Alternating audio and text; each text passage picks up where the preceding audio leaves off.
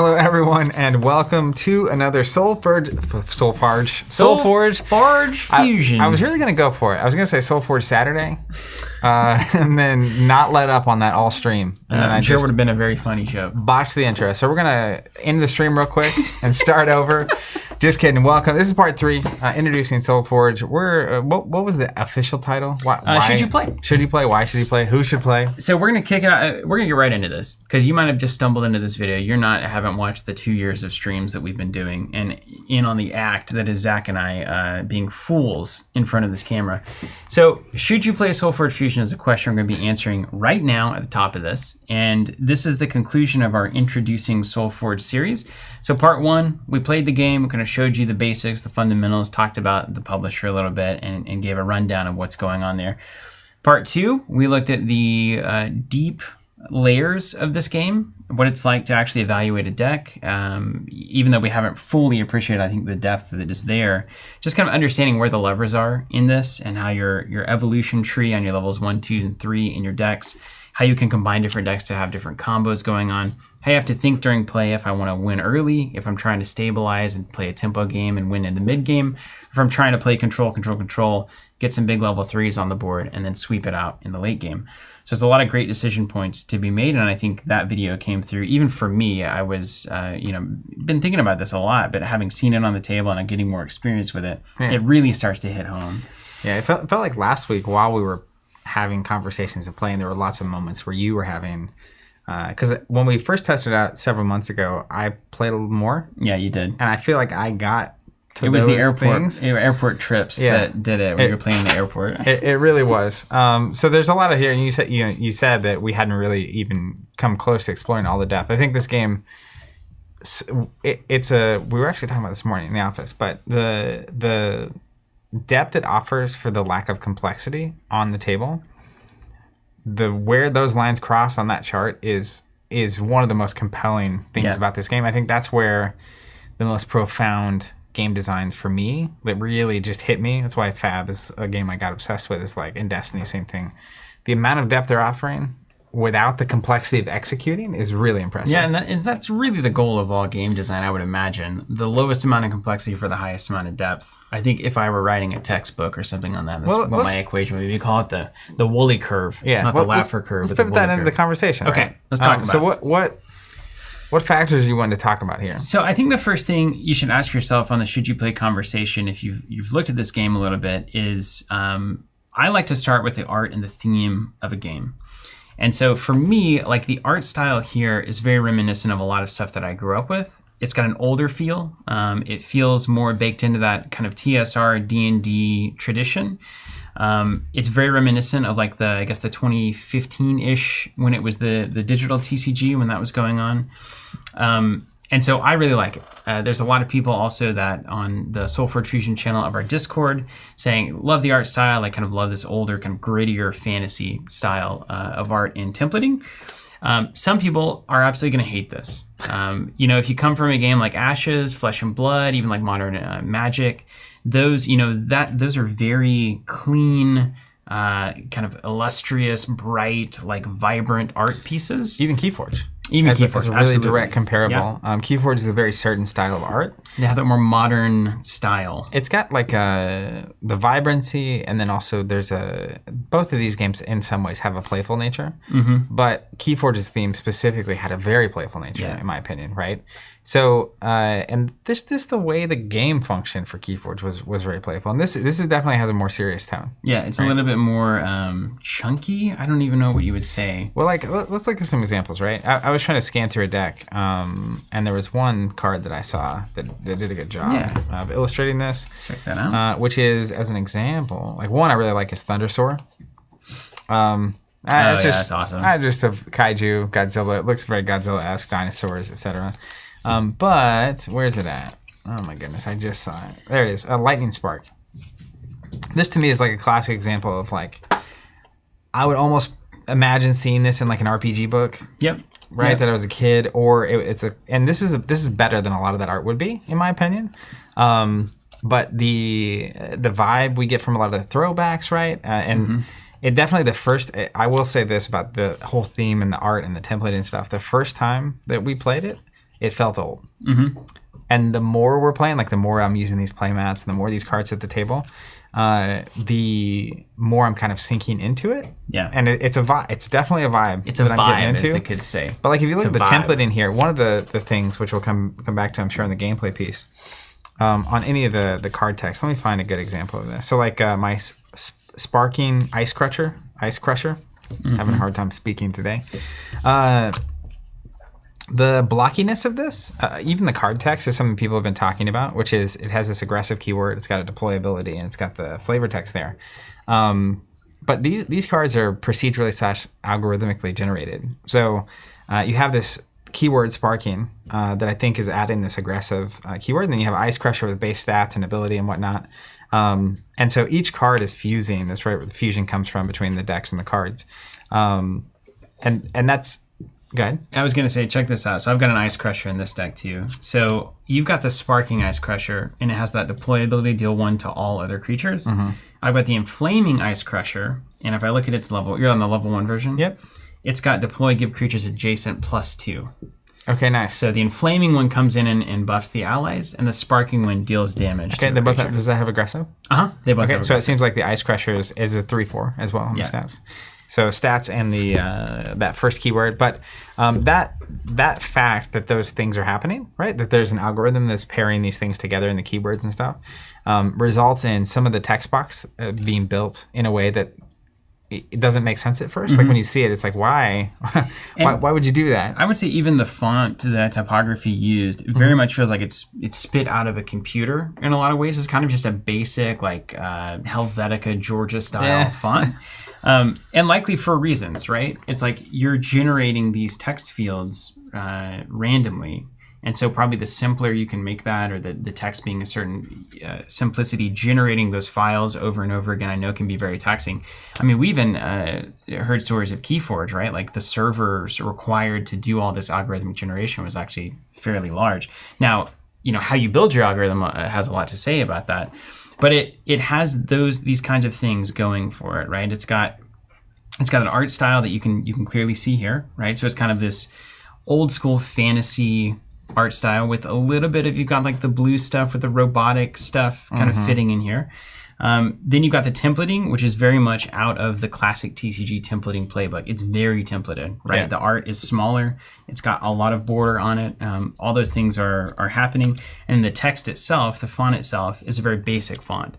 So as I said, for me, that brings back a lot of awesome memories of like going through random trading cards when I was a kid and finding weird stuff like this in like packs of whatever at the Dallas Fantasy Fair or wherever I happen to be. But if you're coming at this from Ashes and looking at this for the first time, you're coming at this from Flesh and Blood, looking at this for the first time, you're like, this feels a little old, and it does, and that is either fine or you're like, I don't want this. And the other notable part on just the layout and design templating is the 3 color borders, right? So you see the 3 on the screen, the 3 different stages of a card, and so that definitely, the framing color, the framing mechanism here is a huge part of how your eye perceives something, right? Yeah. So whether it's the bronze or the silver or the gold, it really does change just how it feels, where most card games control that, right? Yeah. Because every card is always in the same structure. Fab is an example of borders that are ornate and specific and like integrated in a way that really, I think, plays to whatever's on the card. And this is a little bit different, right? Right? Yeah. So that's definitely an important note. And I do know from various interviews I saw with Justin, and we did one on the podcast that's worth checking out if you are considering this game. But the lore is relevant in this game, and there is intent to do events that potentially affect what's going on. Cool. In the universe, L5R dream that nobody has been, not even new L5R was able to achieve. That kind of hits to one of the other points. I don't know I don't remember the order of what we're hitting here. But let's hit it all up top. Well, no order needed. I think the biggest thing, and this relates to lots of the different pieces of the consideration for me, is the way this game is designed. I was mentioning the simplicity for the depth you get, but the approach of design makes me think that the lore piece that we were talking about being adjusted through, and it hits on organized play and it hits on all that kind of stuff, will be handled similarly. where L5R was overly, from an organized play and story perspective. The new version, the the revised LCG, version, was overly complex. I remember the big OP announcement. I mentioned this example a lot because it was it was a pretty long web page or whatever, and I read through it several times and I still don't understand exactly how it was working and what is especially why it mattered.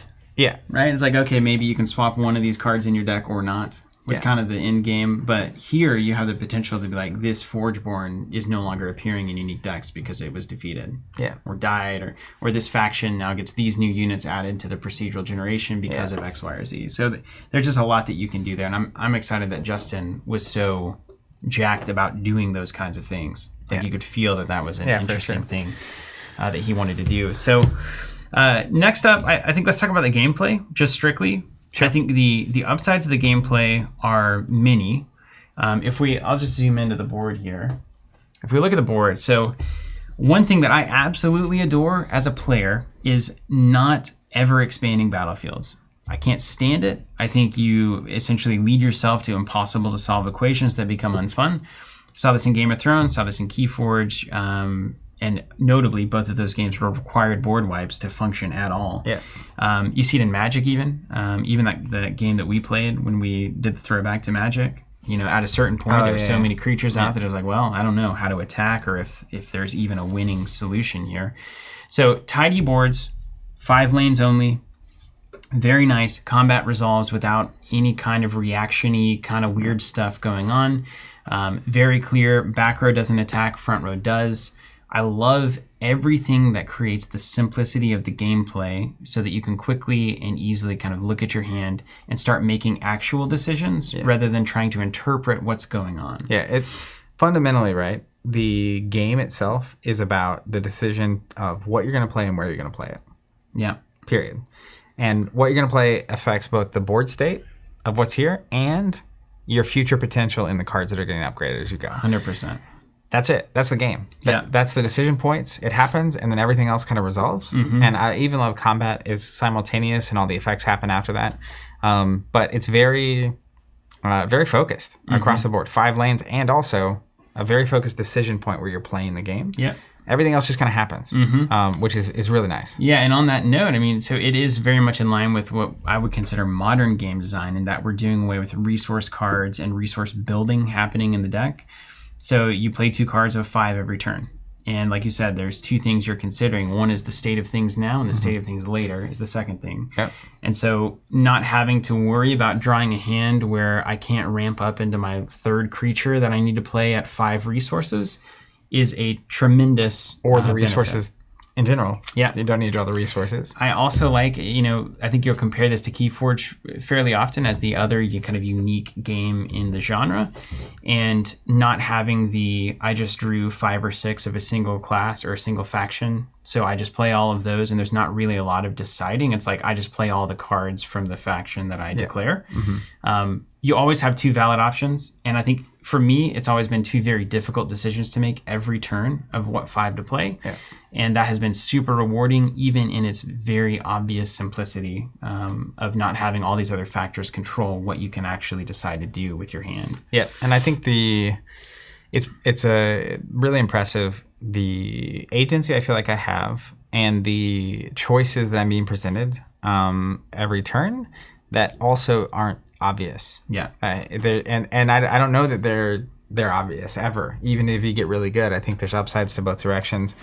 And then it does become a game about the choices you're making along the way, stacking up to eventually create something. Absolutely. Happening on the table. So anything else about the game itself? Yeah, so I think the trade-off on the simplicity of the system, which I think is magical, is you're trading off also some of the more complex tracking that you have to do during the game. So there's 2 things in particular, right? So one of them is every time you play a card, you add a card to a discard pile. Yep. That's not normal for card gamers. Like, we're not in the habit of playing something and doing something afterwards. Yeah. So to get in that habit takes a few games of practice before it becomes kind of second nature to play and grab. So that is something that you will have to get used to, and for some people that's going to feel very fiddly and like, oh, I don't like it because it's not like super streamlined in that way. Secondarily is tracking the static health and life throughout the game. There's a bunch of different ways to do that. I think they've got cards that go under for the Kickstarter backers. They've got little health and life and attacky cards. We also have been using D10s for this, and you can do that as well. We found that for us, that's what we like the best. That's what works the best, is just have static values on the board that everybody can see, and as they change, you can quickly flip the die to what it needs to be. But it's a lot more, again, you're not in the habit of playing a card and then doing something to it. So that's going to take some time to get used to as well. And if that's something that like you just find to be too fiddly, that's going to be a hindrance for you to enjoy the game. Sure. But I think it is nicely paired with the fact that the complexity of the rest of the game is very simple. That's what makes it okay to me. Yeah. So like it's the trade-off. You do spend some time, putting dice on cards as they come out and changing them and that kind of stuff. But there's never so much going on that's annoying. Yeah. As it were. And you got to think about the trade-off there too, right? Because normally, if you're playing card games across history, whenever something comes out and buffs this unit, you remember it. It's on the board, and you have to remember this thing has +3, but there's no visual indicator that's happening. So you build a back location of like all my warriors are +5, all my scouts are +2, and then there's a thing sitting here, and then it attacks, and your opponent's like, oh, not a big deal, and then you're like, oh, by the way, it's +7 because of these things, and your opponent's like, oh, I forgot. So actually being able to have effects that singularly resolve and are done is also a huge amount of simplicity that, again, the dice kind of have to reflect. Yeah, and then back to that same simplicity, you don't have in the game reactions or instants most of the time. I'm so happy about that. So, that's where a lot of complexity. That's where you get stacks and reaction chains and what's happening here. So that removes another layer of that, and then also the time spent. You don't have any of the time spent. We built the board, and now deciding how to use the board, and I think that is another huge time savings. So I think in the end, this is going to end up being even with all that, upgrading the cards, tracking the stuff, 15, 20 minutes a game. Yeah, which is nice. Well, it's fast. Yeah, it's really nice. Yeah. You want to talk about the format itself? Well, I was going to say one more thing on that note, since you brought it up, and since we're here, everyone's interested in an honest take on this, right? The short games are short. That's the greatest tourism you've ever heard. But what they do really well is tell an interesting story. That's something I was really surprised by. Yeah. Normally I'm kind of locked into mathematical calculation board state mode, and I'm not paying too much attention. But it seems to be the play between the leveling up of your deck. So as you play certain things, you see them in front of you getting stronger as you play them over and over. Yeah. And so you kind of have the story attached to these units where you feel like they're actively changing in front of your eyes. And some of them are, like the card on the screen. Yeah. I think it's Remus. Is that the name of that card? Zemus. Zemus. And then the interaction, the Forgeborn's sitting there too as like kind of an avatar of your army, but then has these 3 abilities that can bring in like big moments to the game. Yeah. And so it really does feel like a living kind of growing story as it goes along, and I was really impressed by how the game makes me feel that way. Yeah, and the cards like that evolve literally on the art, some good. of my favorites, right? Yeah. It's just you can literally see them getting stronger or crazier as the game goes on. Their abilities get bigger, and because they're getting usually, and some abilities are actually opposite, they get worse over time the more you play them, but getting stronger as you go, you remember that, right? Yeah, it's like, oh, then the big dragon finally came out or whatever it is. So I do dig that quite a bit. It's notable, right? Yeah. Format. Yeah, format itself. About the format. So strengths and weaknesses of the unique deck model. This is going to be something a lot of people talk about, but it's unique deck model introduced by Keyforge. This is called a hybrid deck game. Basic idea: each deck is totally unique. No other deck is exactly like it. We did a recent podcast on this, right? Yeah. Did we actually record that? We didn't just talk about it? Yeah. Future of unique deck games. We posted it even. Yes. Yeah, that's even it. Yeah, we posted it. So a lot to say about that on that podcast. Who knows? It's so much content happening. But they did so much with this format already. The fact that you pair 2 decks, we've talked about that on past streams as well. It's a huge deal. I think it's huge. You got to choose one of the 2 Forgeborn that you start of those 2 decks that you're playing with when you're playing a game. And then just the kind of interlacing the unique decks with the way the game functions in and of itself as well, is the way the fact that turn structure is set up how it is means that you don't play every card out of every turn. Yeah. Unlike Keyforge. So you can just naturally have built in a couple of cards in every deck that are sort of utility and very specific and only in this kind of match and only in this kind of scenario. But the format itself, right? The 2 decks and you can play the game. It's all the upsides of Keyforge, right? Which is super cost effective to get in. This game is affordable by pretty much anyone with, if you're into a hobby. Like if you're at that stage, it's so cheap. And then but also you can buy as many as you want and you can get all these experiences. It can go pretty deep. Yeah. So we've got that. The unique deck game is effectively like a sealed and constructed format having a baby of some kind.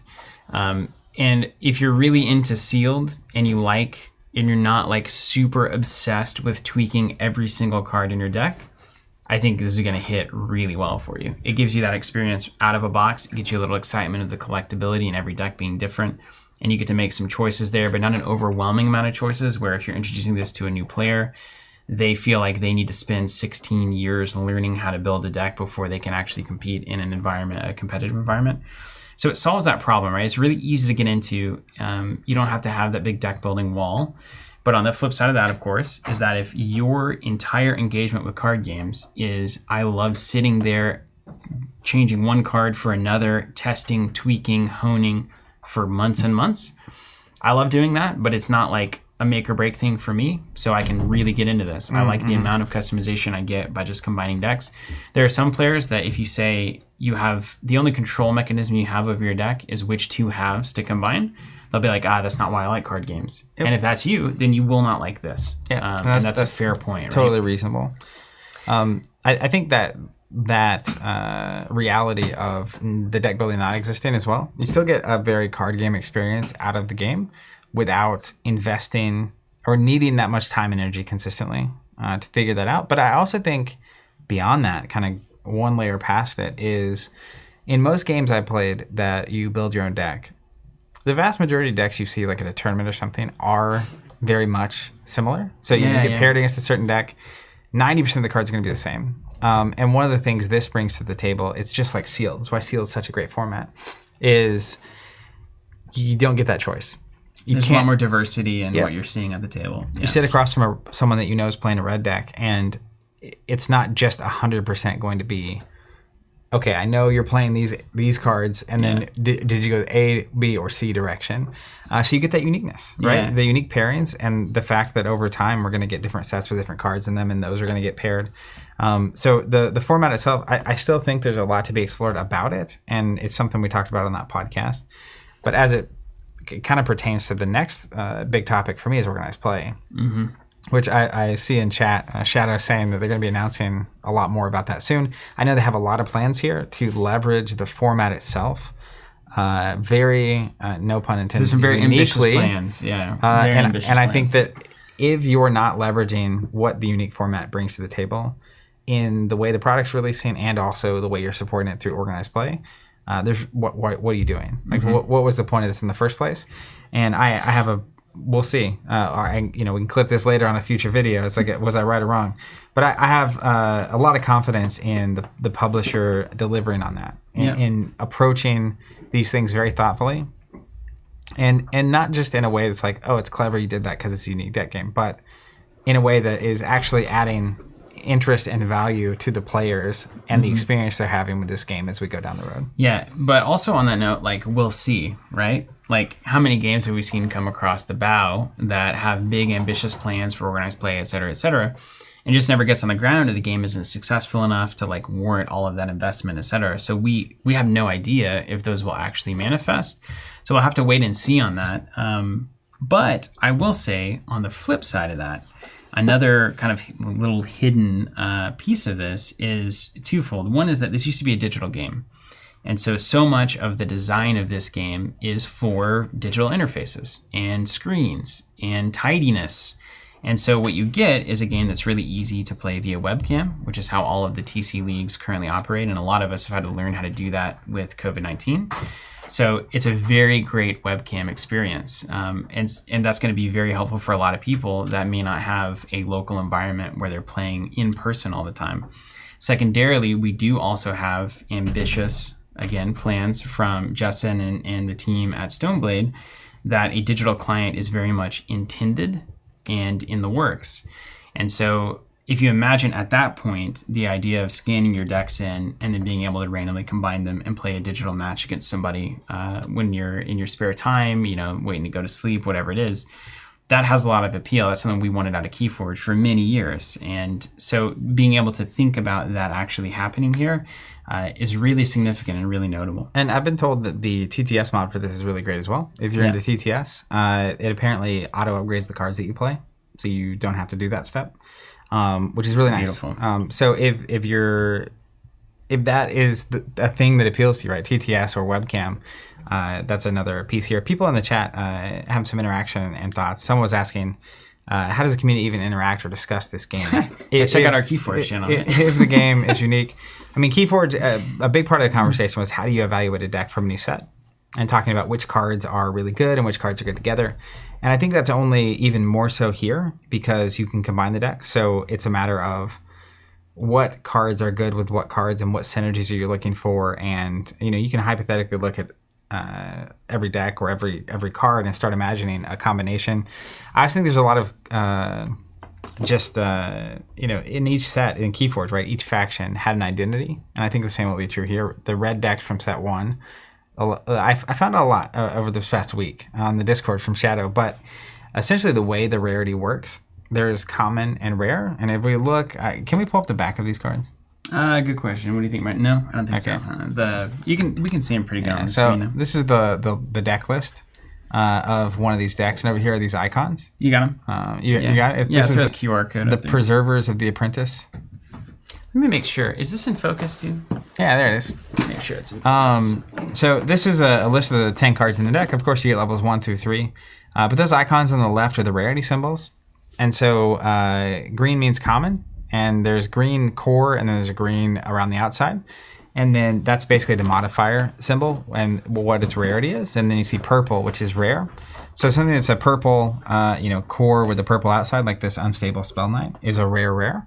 Which cool, I didn't know that. Yeah. I don't know the exact math on this, but I want to say that like any green is at 1 in 4 decks is about how often you expect it to show up. So a green is pretty common in that faction. You're going to see that a lot.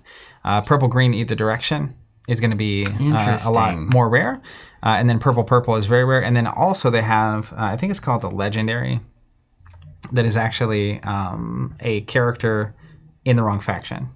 I love that. So you can technically get like a purple in the wrong faction, which is really interesting because if it's red, it synergizes with red. So if it's in a blue deck, that blue deck is probably going to be interesting to pair with a red deck because you're going to get some bonus synergy stuff going on. But in terms of discussion, right, like a lot of decks are going to have similar components, right? It's kind of like when you see a constructed deck of a different game plane.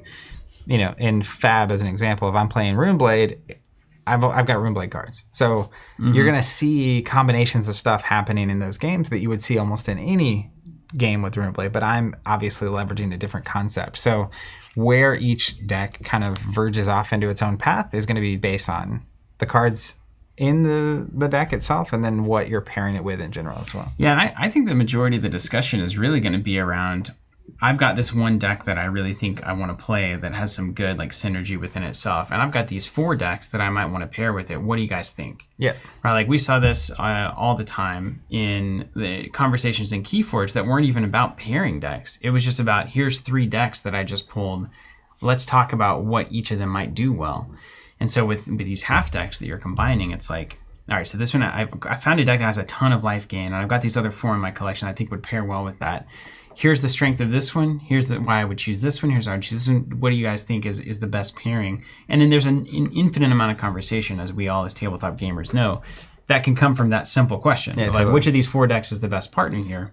And that would drive a million conversations. Yeah, and in the like when Keyforge was bouncing around, new sets were coming out. It would be an understanding, right? Like I remember Shadows from set 1. It's like you have to have a certain amount of amber generation and the ability to stop them from forging a key. And like what is your answer to the strongest faction in this set? Because people are going to be playing decks that has this faction in it, and like even though the rares and it's not all going to be exactly the same.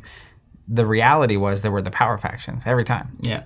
So I think the same will be true here, right? Like, if we just played these decks 100 times, we would start figuring out, like, what color has the edge. And then, like, what cards are really good against that color. Mm-hmm. Like, is life gain in the first set, like, really strong? Yeah. And so now you need to find ways to attack that. Yeah. And it's kind of interesting because it may be that you have a really strong life gain, but that might not be the meta at large. And that's the goal, right? Like, for me, that's what I want. Like, I have TCGs that have fixed card pools that have established metagames because you can have a known quantity whenever everything in a set is fixed, right? Everybody has the same cards. You have access to the same cards, and you can all decide to put them together in one way or another, and you typically figure out what's the strongest way to combine these cards in a card pool. And then the players do that. And then they play, and then sometimes players find ways to attack the things that are really good.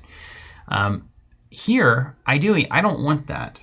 Like, I don't want to be thinking on the level of, oh, there's a metagame, and so I need to only these kinds of decks are going to be worth anything. I think if the algorithm is balanced right, it's what deck do I really enjoy playing, and do I find to be very synergistic with these two halves? And then that should conceivably be very good against anything it comes up against, just like a sealed environment. If I play to my own fundamentals, I have a good shot at somebody who's playing to their own fundamentals as well.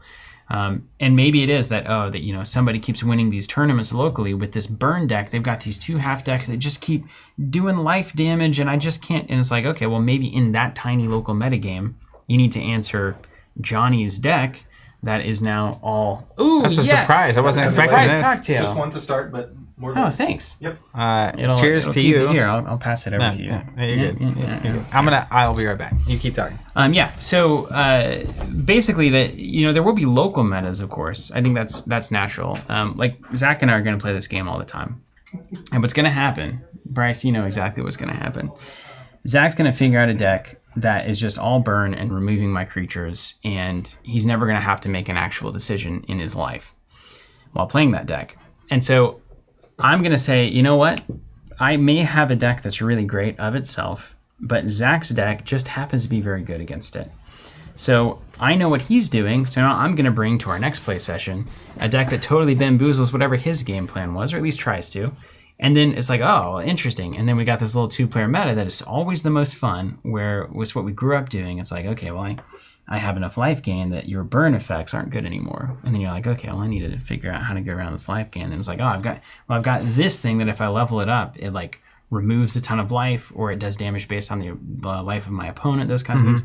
So now you can attack that, and we can keep going back and forth forever on that. But as far as like a global, this is the best pair of decks in the world, I don't know if that would ever even conceivably exist. Were you talking smack while I was gone? No. Is that what my friends are telling me? No. It's all right. No. I'm just having a drink, having a good time. I let my plan do the talking, you know? I just said I would have to counter your degenerate strategy of burning all of my creatures down. And the direct making damage no decisions ever in an actual game. The other thing, again, formats are going to be so huge here. This is what's so cool, right? And Keyforge did a great job with the idea of formats. I don't know that they did a great job with actually supporting the formats that they should have been supporting. And they got a little bamboozled by the pandemic, honestly.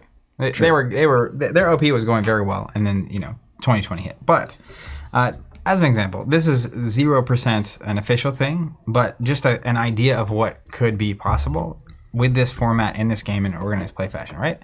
Show up to a tournament, right? You deck register. Let's say you register 4 decks. Okay. Four of these decks sitting here, right? You show up. Here's the 4 decks I have. Love it. You get a match.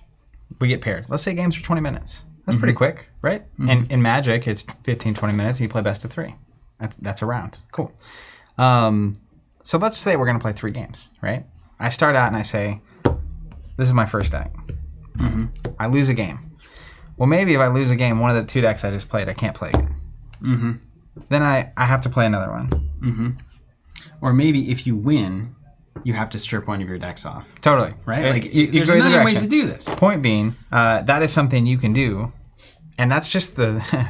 that was 5 seconds. A thing that occurred. It's like, it'd be really cool if I actually brought 4 of these, and then we played, and it makes sense, right? If you win, one of the 2 decks you just used, you can't use again. Yeah, great. Love it. And you got to go best 2 out of 3, yeah. right? But you know, half the deck I just played has to stay in the pool. Yeah. So you can attack that directly. Yeah. It's wonderful. I mean, bring a toolbox of decks. There's a million ways you can do it. It's really good. Yeah. It's really good. And there's all the discussions that would happen on what kind of stack do you bring, where if you just lost, you can solve a problem. Yeah. The Zach problem. What's I was talking about when I wasn't talking Zach at all. There's all kinds of stuff there. I think in the end, right, in conclusion. Who should you play is the question. Let me talk about who I think this game is fantastic for. All right. Right? And or not fantastic for. Give it to us. A little more conceptually. Because I will say, when we're curating these kinds of titles for the shop, for supporting and all of this to have on the content, it's not that every single person in our audience is going to love every game that we curate. That's very unlikely. It's super unlikely, right? Taste is a real thing. But what we're trying to do is kind of find the best contenders in certain niches, certain pockets of what players enjoy, and kind of raise what we feel are the best ones up, particularly the ones that maybe don't get as much attention as they should. And so when we're talking about a unique format, this game is delivering not just using that as a shtick, which some games could easily do, but that the gameplay is actually very fulfilling, very rewarding. So, Zach, you have the floor. So let's start with the negative, right? I don't think this game is for everyone. Let's get that on the table. So, marketing spits their drink out. If you like he said in-depth deck building, tons of games like we've been doing with Fab, tweaking, trying to find that one card that makes all the difference in the 2% in the matchup, obsessing over a single deck and a single concept for months at a time. Yeah, sure. I don't think this is necessarily that game for you. It just doesn't have it. If you also want, I do know there will be extensive organized play happening for this game, as well as a drink coming to me, so I'll pause for a moment. Of course, we have a third iteration of our local retail store, of which cocktails, a minimal, tight cocktail service, will be a part of that effort, just to make the experience of being there enjoyable, because having a nice drink while you're playing a game can be very enjoyable for many people. So we're testing them Cheers out, to that. and we've been doing this for a while. May we arrive at 3.0 sooner and intact. Absolutely. And may the next quote from the contractors be significantly lower. Yep. That's the goal. So, but if you are that player, right? I consider myself that kind of player. I think this is a really good, what I call secondary game. So, Fab has off seasons. You have moments where you don't like the meta that's going on in this game. You still want to play games. You have people you want to play games with that aren't on that level, right? in that game. Yeah, this is 100%. very much. I'm scratching the same itch, the same depth of a card game. Totally different kind of experience. I don't feel like I have to keep up with a meta. It's so good in that pocket of I could just show up, buy 2 decks and play, or I could have a collection. I can show up and play when I want. I felt this way about Keyforge. You could be gone for a year and suddenly be like, I'm going to play it again. Grab 4 decks, shuffle 2 up, and let's go. I still think good. It's just like with Keyforge. Really good players are still going to beat you if you don't play that much, which is a sign that skill is involved in this thing. But I also think, as that in that pocket for that kind of player, sealed events, that kind of stuff is going to be the money. Because, play skill really matters. But if someone has been playing a pair of decks for like 6 months, they're probably going to be really good with it, and I might not ever beat them. We show up on a Tuesday night, and we each get 2 random decks, and you just have to make it work. I love it. I love it. That's a really great vibe, especially if you have, a great local place that is a good place to be at with great people and good cocktails. Maybe a cocktail or 2. Yeah. That kind of stuff. That'd be nice. Maybe some, I won't say anything else. But... all right, that's category 1, right? If you think about in-depth card gamer. To summarize, in-depth card gamer, probably not your primary game. If you really love tweaking and deck construction, obviously it's not a deck construction game, so you won't be able to do that. It might work as a side game, as a nice kind of in-between, blow off some steam, after the tournament kind of stuff. Also, really great if you want to introduce new people to your hobby, that you don't want to bring in your level 5, tier 8, super elevated constructed. I'm trying to think of the funniest way to say this, and I can't. You didn't want to dunk on him. You're really awesome constructed deck, and it's like right now, if I gave my wife, for instance, a let's say a Dory Sabers build for Fab, highly tweaked, she would leave me essentially because of such a poor decision. Yeah. But if I shuffled two of these decks together and said, okay, here's the basics. You put stuff in these lanes. They have health and attack. And if the health and attack values meet, the attack is higher than the health, the unit goes away. Yep. And we're trying to do this much damage to each other. Yep. I think she would love me more than she already does. Well, and I think the key part there is, I could build decks for Fab where yours is really good and mine's not that good, and we could engage. But like, it's really hard for me not to, like, if I was playing a new player, and I've actually ran into this in our online league for Fab. It's really there's a disparity. Like it's like uncomfortably different, right? I don't feel like I'm playing the real game if I'm playing that. But right. I think you can play this at a pretty high level against someone that's new. You'll probably still win all the time, but like it's going to be fun for both people and engaging. So that's that category, which I want to get to the next category. Next category is love card games. Maybe you have loved card games for a long time. Maybe you played Keyforge. Maybe you loved it. Maybe you played LCGs. But the TCG lifestyle is not for you. Whether it's budget, you just don't like the model. You don't like whatever it is about that. I think it was Van, actually. So was this Van saying, I'm hyped for this game. I'm hyped about not having to buy a $100 card. Yep. If that's a real thing. If that's not your vibe. Like I said, Tuesday Night Sealed. You come in, you get 2 decks, you play, but you like card games. This is right in that pocket. Mm-hmm. Feels just like that. You can buy a display. You can buy 5 displays. You might have how much you want, right? But it's not going to be a huge difference if you just bought 6 decks or if you bought 100. There's probably incremental advantage in getting to filter out. But all that to say, I think this is a card game, and it is. There's a lot of depth. Scratches that itch. Yeah, there's going to be organized play. There's going to be tournaments. So if you want all of those experiences without everything that comes attached to a TCG. Now, I don't think we're going to get $1 million prize circuit for the game like Fab has, but at the same time, or do you even really? You can't really expect that. Was that the most recent podcast we were recording? Yeah, it's going up this week. Yeah. People want the LCG price tag with the CCG lifestyle, the CCG support level. Yeah. Doesn't work. So I think this game is perfect, right in the middle for that person. Easily in that category of games, one of the best games I've ever played.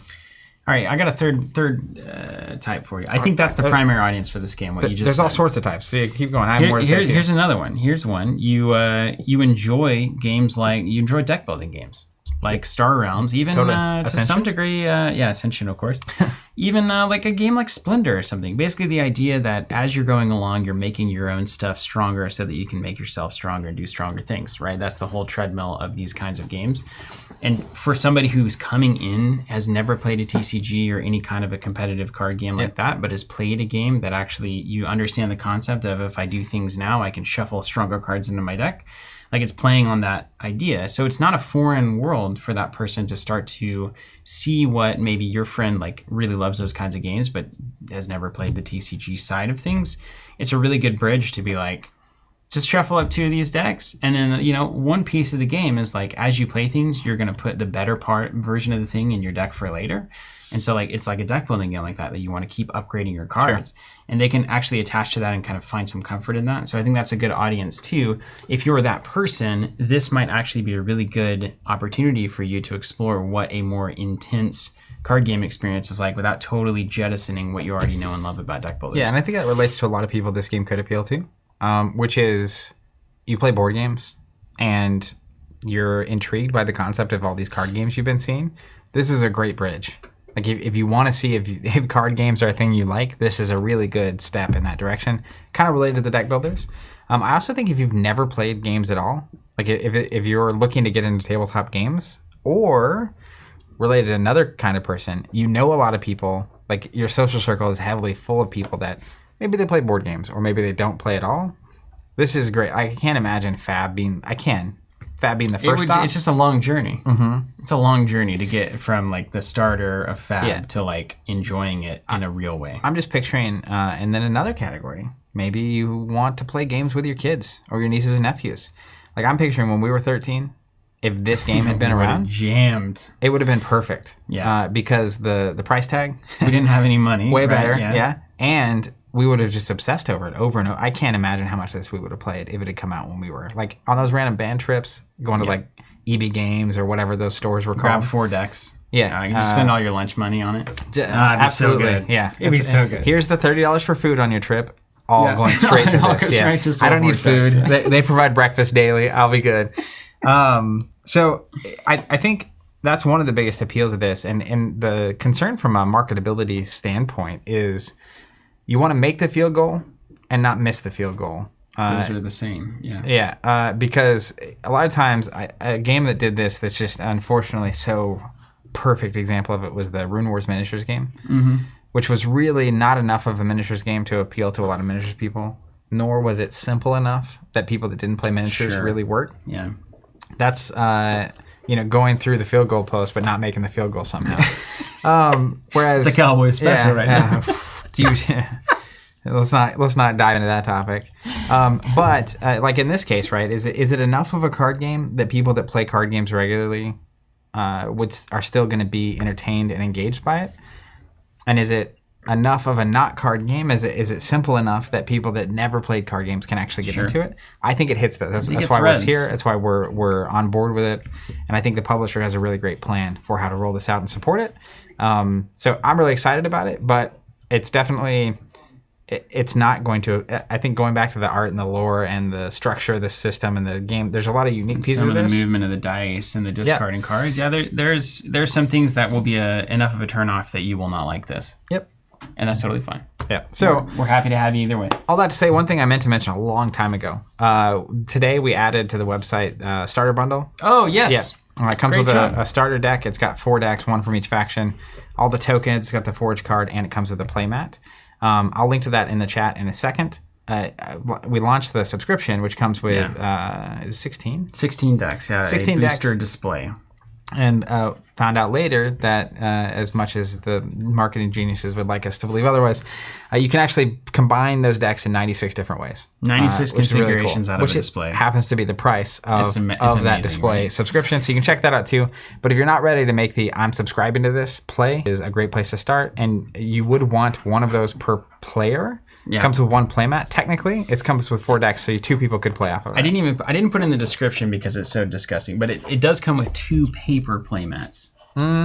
So I don't mean any offense to somebody, but it's like paper playmats like drive me. It's like nails on a chalkboard.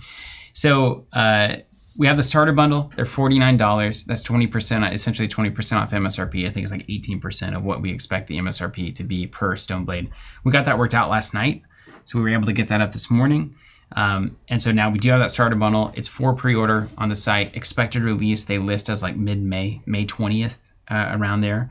So that's a great thing to do. Just pre-order the starter bundle. Maybe get 2 if you and a friend want to go in together. You'll get 2 playmats, these exact playmats, and then you'll get 4 decks per starter bundle. And again, those can be combined 6 different ways. Yep. So you have 6 different play experiences, and then you're choosing the Phoenix Born kind of ups that. And if you get 2, it's 8 decks, right? Which can be combined way more than 6 ways. Yeah. And then it goes up. There's some kind of factorial that you can do. Yeah.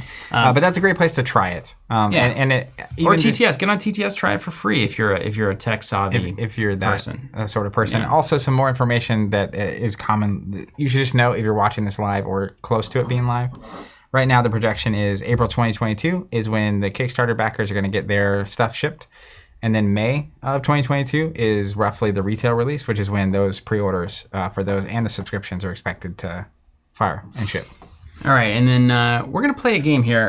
I'm going to want to dive into looking at these decks and seeing the 2 I actually want to play together. But the last thing I'll say is head over to our Discord channel. Shadow is also in the chat here, but just is so helpful in explaining how the game functions. A lot of the algorithm, I think Shadow designed the algorithm.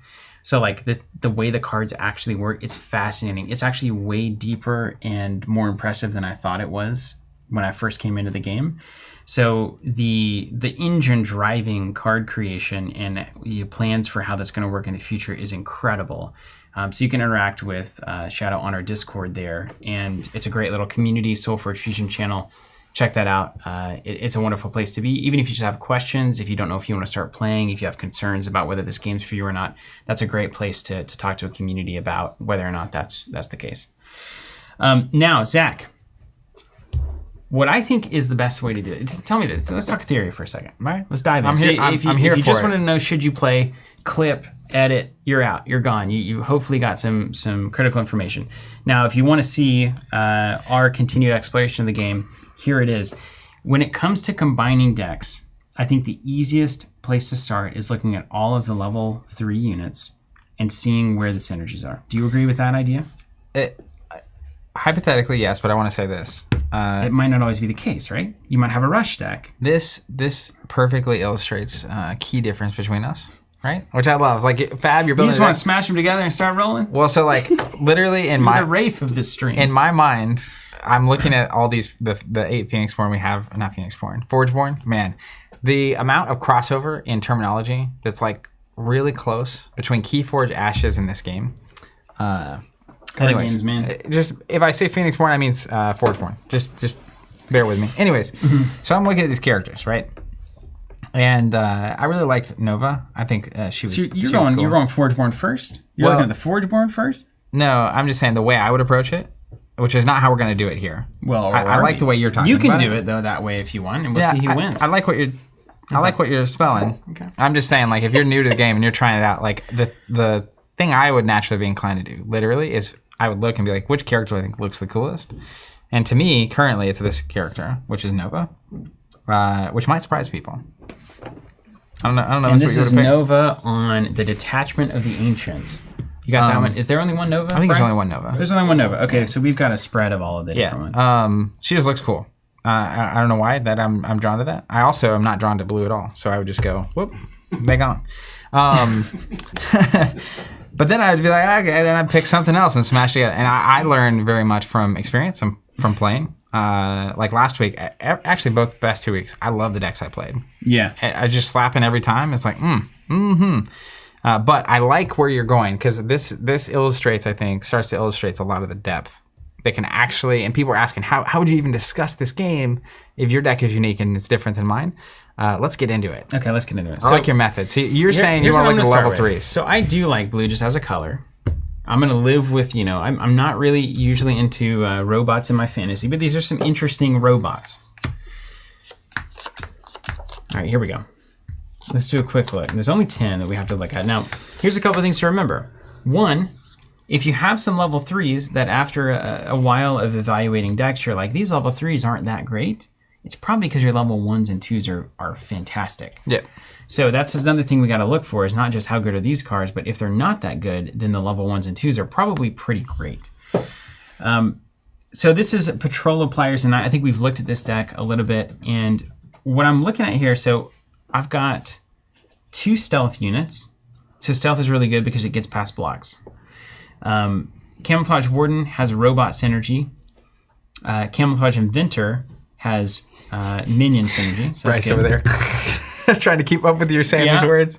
I've also got 2. This is notable. Okay, so I've got a force field that gives creatures 15 health or 15 armor this turn, and on a warrior it gets plus 15 attack. So this is a closer.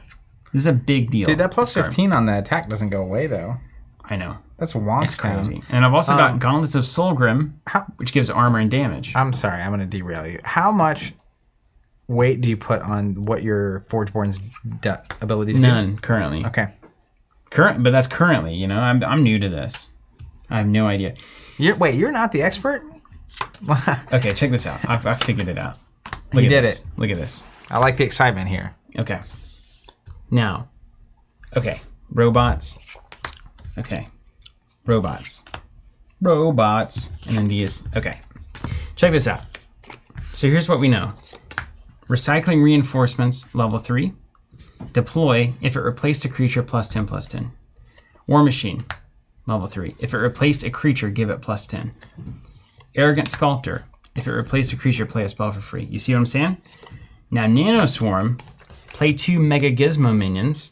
Mega Gizmos, when they're replaced, are +6/+6 when they replace this minion. And you can replace anything, right? You can replace anything. So even just thinking about potential pairings, anything that puts out a lot of like minions that like are cheap to get out and fill the 100%. board would be really synergistic with these cards that get wild when you replace them. Yeah, 100.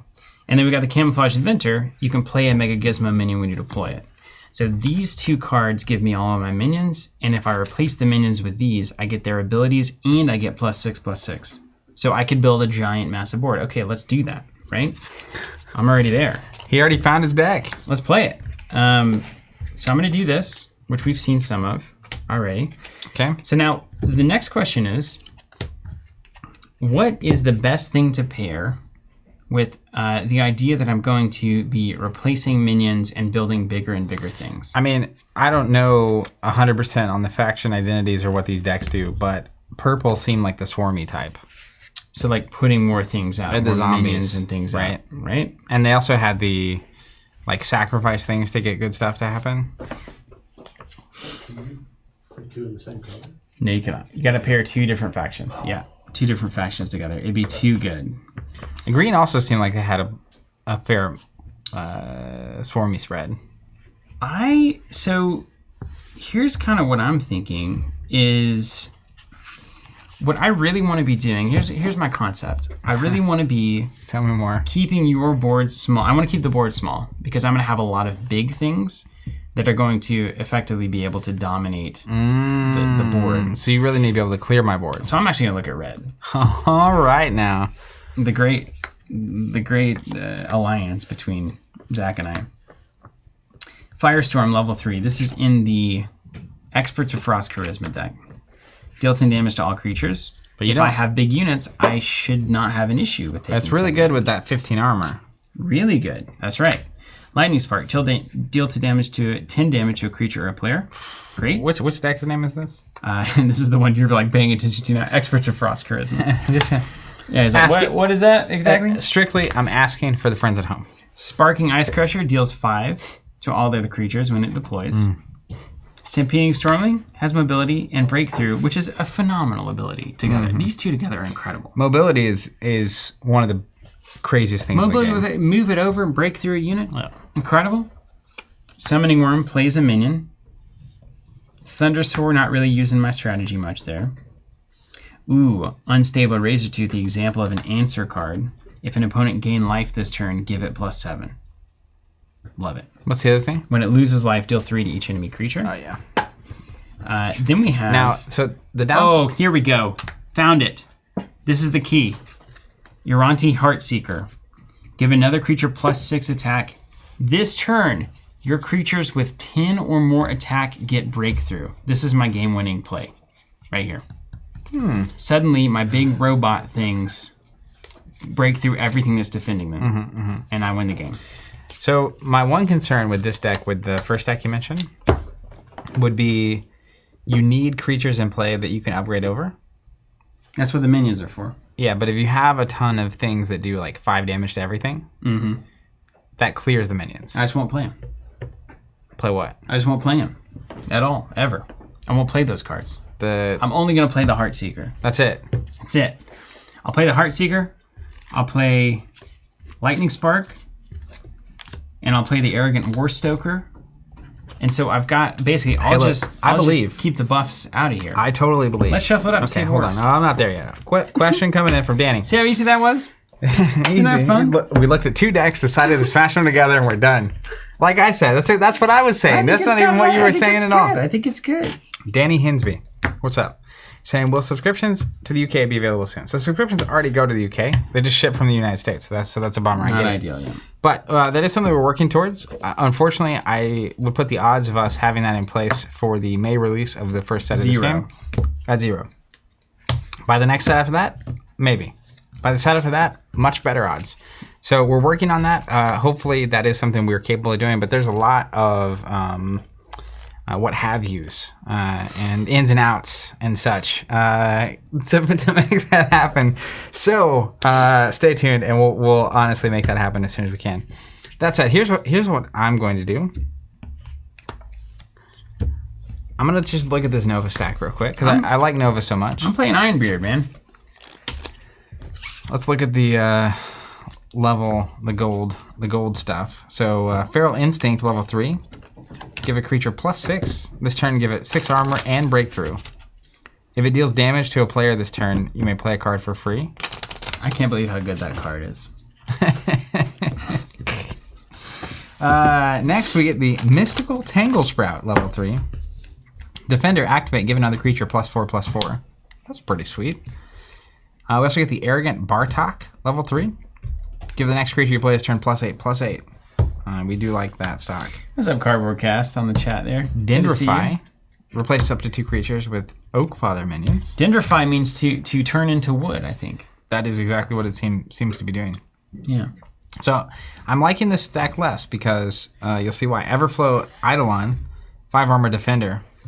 You have your other creatures in the back row +5. So 2 defenders. What are you looking for? What do you think would be most exciting? Murder. Soothing Basher has breakthrough though. So it's interesting. It's a combination of don't die and also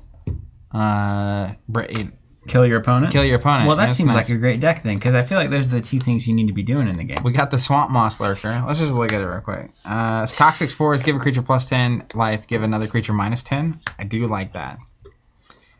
Stay away from burn, can you? Shroud Thorn Splicer, breakthrough. All right, we got a little bit of breakthrough going on. And Camouflage Vortex, stealth. That's really interesting. Let's see what her abilities do. She wants to have minions. Okay, well, there you go. Let's go purple. Go Nyx. Doesn't Nyx have a ton of minions that you were doing last time? It was the red with the spell sprites that were like super wild. How many spells are in here? That's another thing. That is a good question. Especially when you're looking at your Forge 3. Horn. This is like play a spell for free? How many spells do we have? Here we go. Come on now. 1. Let's just look at this other green deck. 2, 3, 4, 5. I got 5 out of 10. So, wait. Oh my goodness. This 5 is out of 20. That's not possible. Yeah, it's possible. 5 out of 20 spells. It's definitely possible. That's 1/4 of the deck. Yeah. Do you ever consider a career in mathematics? Statistics, perhaps? I'm going to stop there. 25%. Let's look at level 3. I'm looking at the other green deck. It's 0.25 in a decimal. Oros. I'm not that... He's fine. Can you imagine right now if we had a stack of like 60 decks in a pile? This is where I arrived at a week or two ago. And we just I was grabbed 2 of them? I need to order more. One display is not enough for me. All right, I know I'm a certain kind of character. 1 display is not enough. 2 is probably not, but I'm really considering my life. Everyone's got to decide where their disposable income goes if they're fortunate enough to have any, and yours goes right back into the covenant till, doesn't it?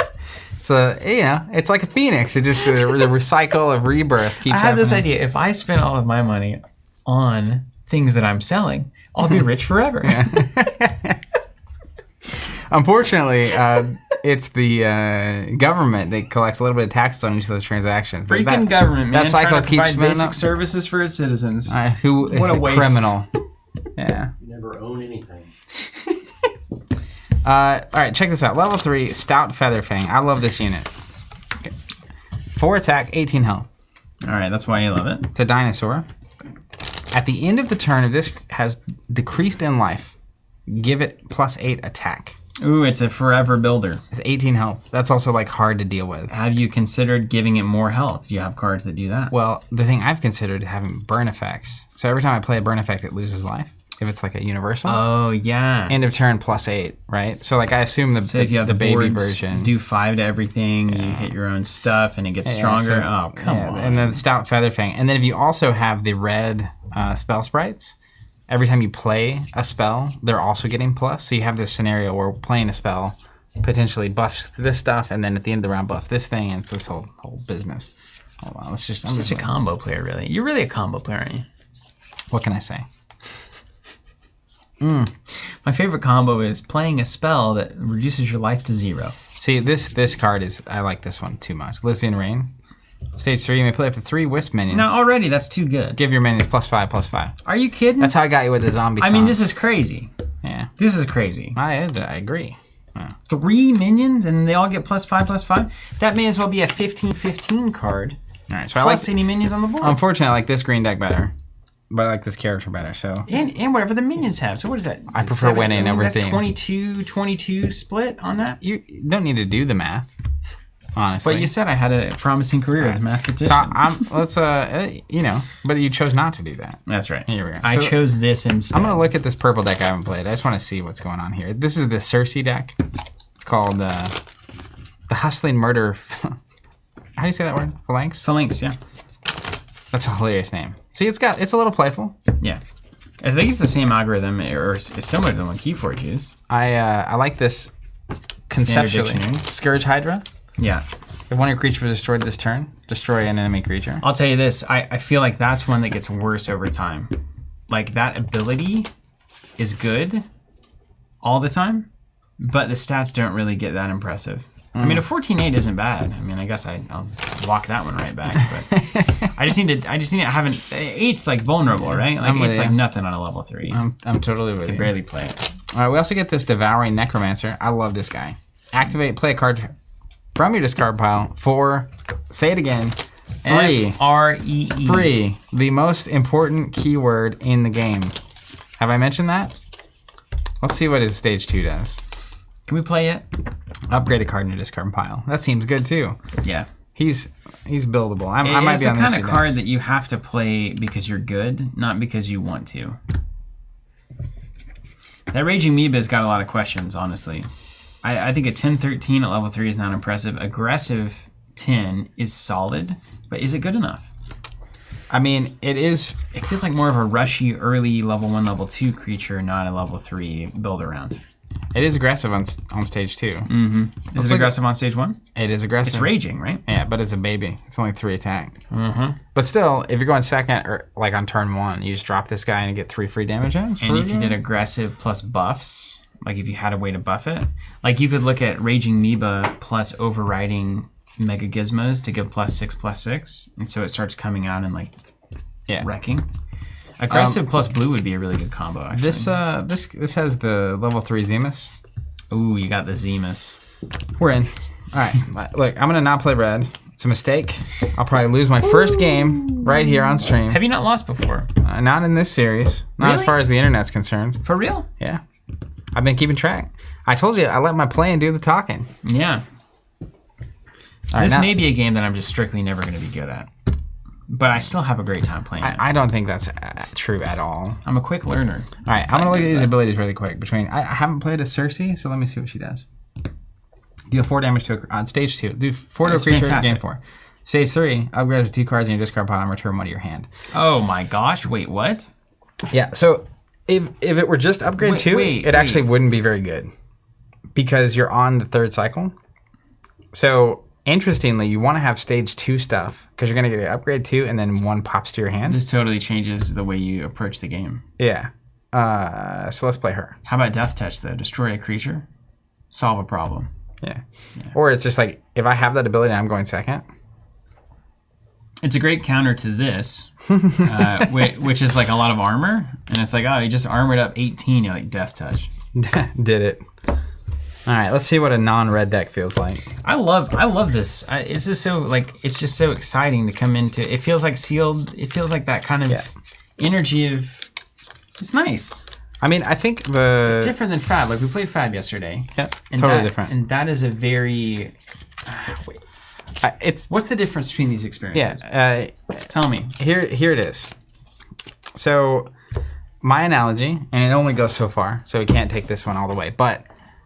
It reminds me of, let's talk about basketball, right? I love basketball. I've been a long-time fan.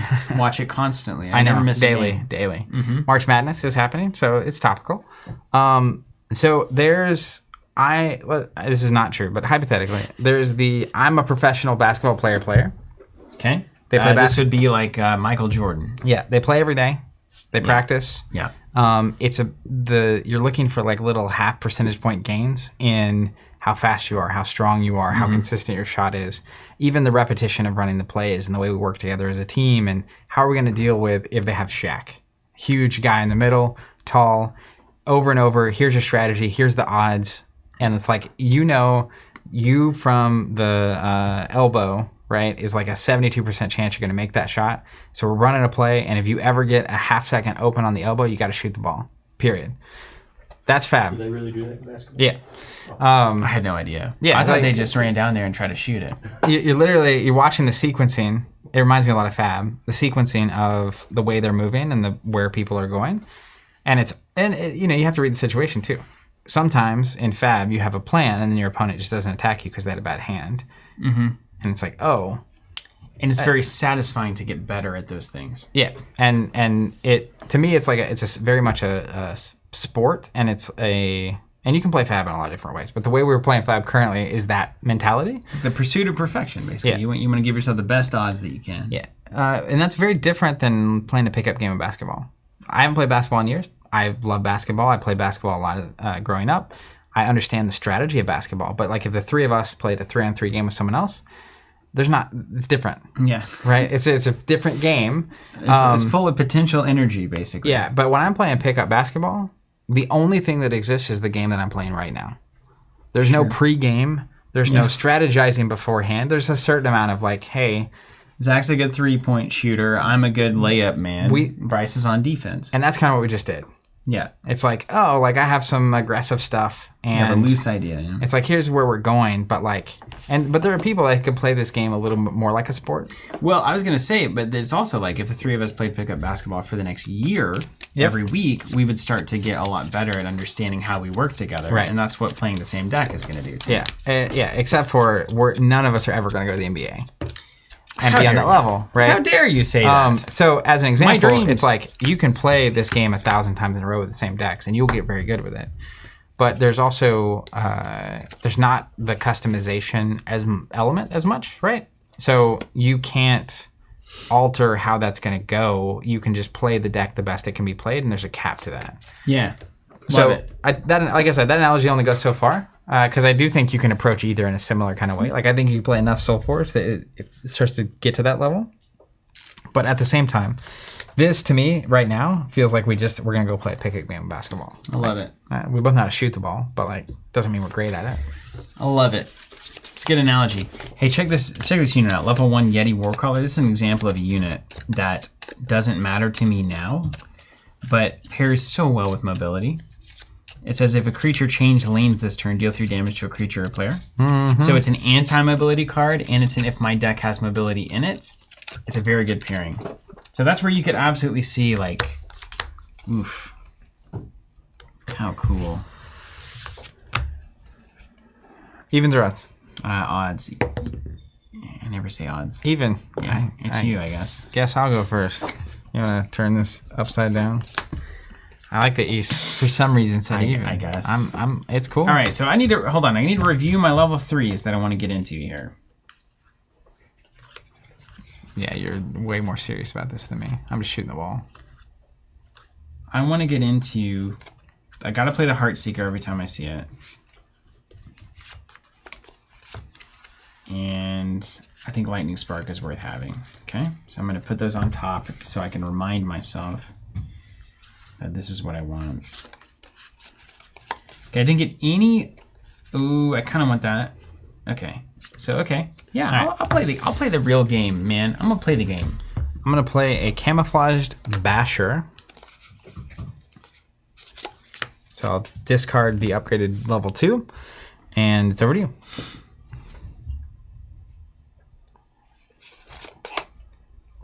Dysphoria, but even is Steven. I totally agree with that. As it came out of your mouth, you were just like, what is happening? It's like, okay. Oh, yeah. Hold on. So people can see it. Yeah. That's Whatever right. happens. That's right, I'm that's playing right. Cersei. Oh, I've got some interesting decisions to make here, eh?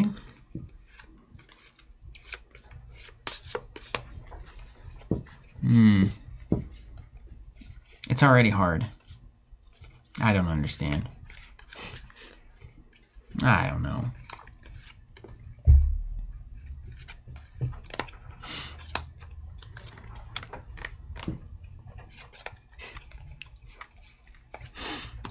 It's driving me crazy. I have a card that I want to play, but I can't play it and get max value out of it. Yeah. You need to do something else first. But then you can't play the third thing you actually want to do. That's right. So you have to decide, do you want to get max value out of the card? Or do you want to do the card plus something else that you want to do? I'm going to play the Palladium Pulse Mage, level 1. I'm going to activate it. Each player destroys their lowest attack creature. Ooh, to the banish zone. And I'm going to go get the other one. That was clever. I mean, it's just a 1-for-1. It's all just cards, right? You fell for my trap. I'm going to play a Camouflaged Banshee into the same row. And it's got stealth. I almost played that first, and then I was like, you know what? He might blow up the unit, so I'm going to play the other thing first. Got him.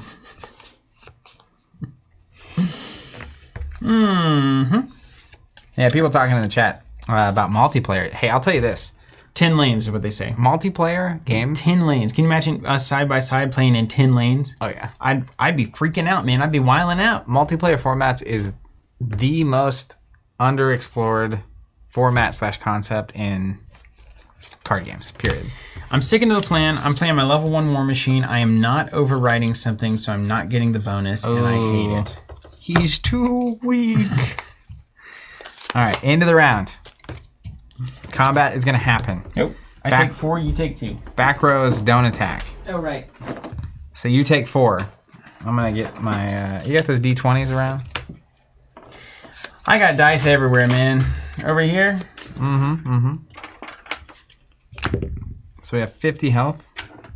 How do you do that on a D? Why are you doing on a D20? 50. Why don't you got the dice board? Yeah, we do do that. Yeah, you can do the 2D10s as well if you'd rather. Let's do the dice board. I like the dice board. I see him. Why not? Why not a little cross promotion? That's right. Oh man, I had my tokens nicely stored. I'll never go to the Fab Pro Quest now. When you lose this weekend, you can blame it on that. Excuse me. I think we both know that I have a pretty good chance of winning that whole event. I like how confident yet not confident at all you are in that statement. A pretty good chance, you see. Oh, we gotta do the 6s. Yeah. No, I'm gonna do 5s, man. I'm an old-fashioned 5 man. Don't forget, you're gonna start the game by taking 4.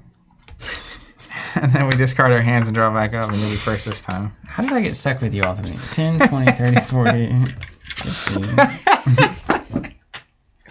I don't understand how this How happened. did I get stuck with you ultimately? It was our destiny. This became our lives somehow. Yeah. I don't get it. Man, I don't know. We both landed in Chelsea, and then the rest is history. Okay. Move them up. And you have the first player. I do. Can't remember. I do, right? I got the forge. And you turned it up. You keep doing that weird stuff when I'm not looking. Got him. Oh, no. Okay. Good. Great. Love it. I'm the aggressive player, right? I don't know.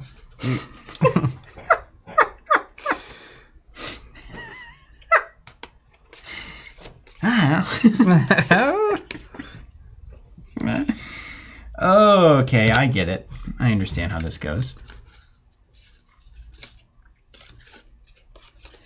Well, that's not getting enough value.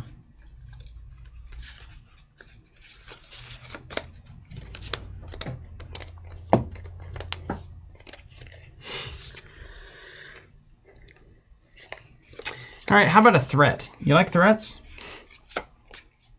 I feel like I feel like you're gonna have something that does. No, you're not. You're not red. You don't have something that does damage to everything.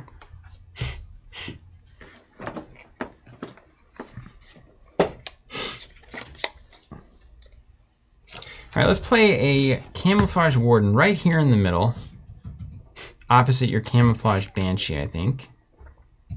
Nobody's gonna block anybody, right? We're just stealthing past each other. It skips the back row. Okay. So we will fight here. They will fight each other, yeah. Acceptable. And I have another robot in play, which I do. So it's a 7/7. Hot diggity dang. I take the fight I can win. Not the fight that I want. Now, you know, the scientists out there would probably say, put your 7/7 somewhere where Zach has to deal with it. Because if you don't deal with it, I take 4, you take 7. That's a good exchange for me. But I like to kill. I think they will fight each other, though. They will. Yeah. But I mean, like, if I put it over here, here, you've yeah, got to answer over it, you here. know? But, you know, keeping the board clear, as we learned last week, is important. All right, I'm going to play, in this row, a venerable... I don't know if that's how you say it. Creeper. Deploy. Deal 5 damage to an enemy player unless they destroy one of their creatures. Oh, it's one of those. Yeah, those guys are good. I'll take 5 damage for sure. What's damage? It's just another resource. So we're just going to do a little patty cake over there on me. Yeah, sure are. Baker's man.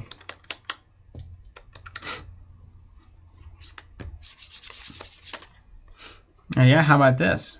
How about an arrogant war stoker? Love that guy. And I'm going to get my warden and my arrogant war stoker. It's a 10-2. So you just got to do something. You're going to do 2 to stuff. I know you. Yeah. I'm going to play the Utera Charger. Let's find his upgrade. Deploy, I can have this battle a creature. Okay. So I'm actually going to have him battle. Right. No. Oh, you want to die? I don't want to die. I don't want to die. I don't want to die. I just want to ride on a water attack. I'll do 5 to this guy, and you'll do 2 to me. That's a pretty good trade for you there. Oh, yeah, we like the stonk. And then end of round. Combat's going to happen. Mm-hmm. So I'll deal 4 to you. You'll destroy me. That's right. I'll do 5 to you. Destroying you. You'll do 2 to me. I'll do 5 to you. Destroying you, and you'll destroy me. And looky there. Here we are. Let me discard. I've taken Pass some the damage, but I have leveled up the cards that I care about. I'm playing that late game strategy. I'm gonna see if it pays off for me this game. I'm going to see if we can just not make it to the late I'm game. actually thinking, and that makes me excited.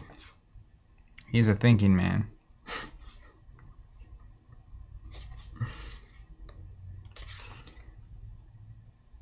Mm-hmm.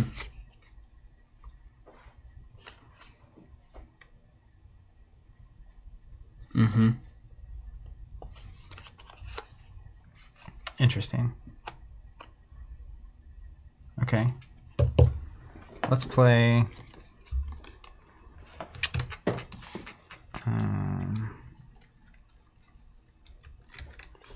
a Devouring Necromancer.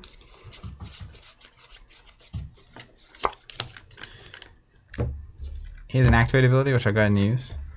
Upgrade a level 1 card in my discard pile. This is level 1. What? This is the level 1. I'm going to upgrade the Lysian Rain. See, that's good. It's very good. And then when I play a spell, which I haven't, I can give a creature -1/-1. Over to you.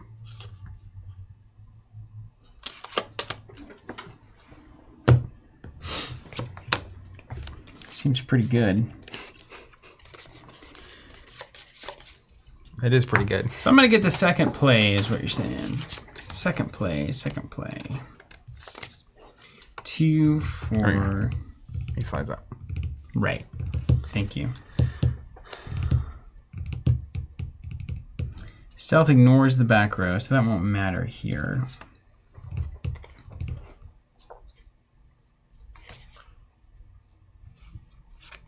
It's about good trades, right? I don't know. I'm not what anyone would call an expert at this game. That mage is going to attack, huh? Yeah, for 2. Yeah, can you turn it not sideways? The lanes, it hurts. Hurts All right, me. these tokens mean exhausted. All right, let's play a camouflaged inventor. I can deploy a gizmo minion when I do that. And as such,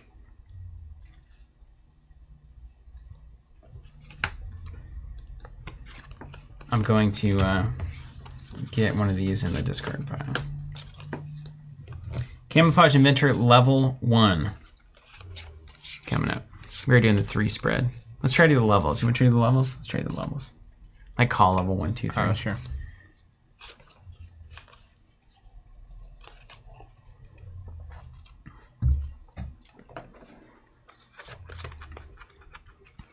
All right, we're gonna play Toxic Spores. I can give a creature +3 life. I can give a creature -3 life. So I'm gonna give a +3 here. Good. You didn't say the level. Level 1. We're gonna give this thing -3. That'll kill it. Yep. I'll trigger this ability. When I play a spell, I can give something -1, -1. So we'll go ahead and give your Gizmo -1, -1. Okay.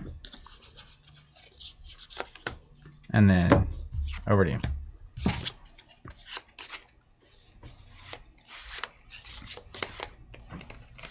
Two damage coming in. That's not enough. Okay, I'm going to follow my rule. My Uranti Heartseeker I wasted my -1. is going to go over the top. It's going to get +2, look at +2. So it's going to go 5. You like good trades? I like your Moxie, dude. Brother. 8. And then I'm going to get the Heartseeker in the discard pile. Okay. And we're off. End of the round. End of the round. Take 2. I take 2. You destroy me. I do 5 to you. That's right. And then that thing doesn't do anything. Oh wait, I've got to activate. Give another creature +2. I should do that. Yeah, just give that thing +2. Yeah, another creature. Yeah. Sweet, sweet. End of round. End of round. Forge passes to you. Slap them up. Give me a resource token. Discard. Resource token coming in. I'm gonna mark what level we're at on my Forgeborn. So you take the discard pile, shuffle it into your deck. Should currently be 20 cards. 1, 2, 3, 4, 5, 6, 7, 8, 9, 10, 11, 12. Sadly, one of the bigger reasons I played this deck is my level 1 Zemus, which I did not ever see. I'm 3 short, man. Sleep at the wheel, sleep at the wheel. Failed. If you look through your silvers, you can pretty much guarantee, like, you'll know. Oh, I know what happened. I put those in the wrong place. Here we go. More machine summoning, more nanoswarm. Those are supposed to be there.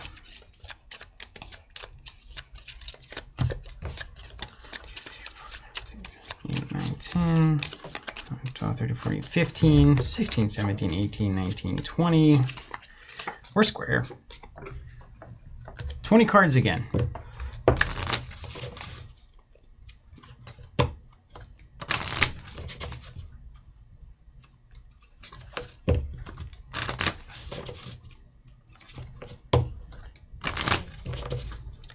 And I'm the Forge Man. That's you. All right, strategy is in session. There was a card I didn't see that whole cycle that I was trying to upgrade. Me too. But you know.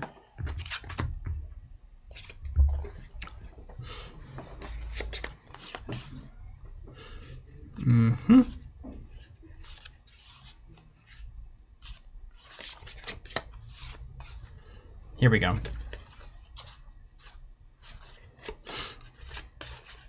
Watch your back. Watch out.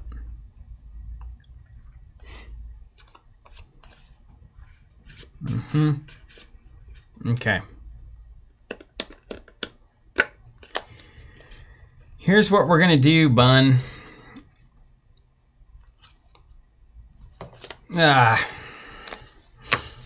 We're gonna play. Wait, do we get these abilities now? Level 1. Woo! Aye. What's your ability? Nothing. It's not helpful. I'm playing Ironbeard. The ability is give one of your creatures +4 attack, and it gets +4 armor. Mine is deal 4 damage to a creature. You may gain 4 life. I'm gonna play Nanoswarm, level 1. I can play a Gizmo minion. I have a scientist. I can play 2 Gizmo minions. Welcome to Gizmo, fam. Politics got him in abundance, fam. Hope you don't have a do 2 to everything. That would be a bummer, wouldn't it? And then I'm going to use the activate ability. Look at my nano swarm so I don't lose track here. Activate ability +2. Spread it around. Yeah, you know, I don't know. You've got 3 damage everywhere. These gizmos are meant to be replaced. They're here to be replaced. So there's too much value here. We'll do 2 here. It's stealthy. You gotta direct damage it. You gotta figure that out. Maybe you don't have an answer. Over to you. You don't care. Let's go. Ryan, see, you're totally right. Amazing how much quicker you both got in a fairly short space of time. I'm going to play the Camouflage Summoner. Now, this is a combination of keywords that was apparently fixed in the algorithm. Has Defender Right. and Stealth. Do you want to give us something else for fine. parity's sake? I'm cool with playing it as it lies. Shooter McGavin style. That was my favorite movie as a kid. Happy Gilmore? Yeah, Happy Gilmore and Liar Liar were my 2 favorites. Liar Liar was good. I haven't seen it in a while. I don't know how it aged, but I remember loving that as a kid. Shouldn't have been watching it as a kid. Either. Well, you know. Of all the things I couldn't do, that's amazingly the movies that got through were crazy. Anyways. I want to play all the cards. Well, you can't.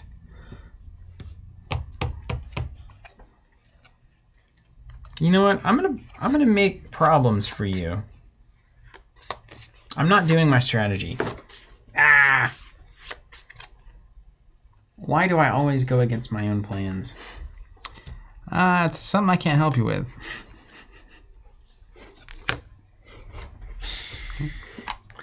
Bryce, went over How that did I door. end up with this? With you.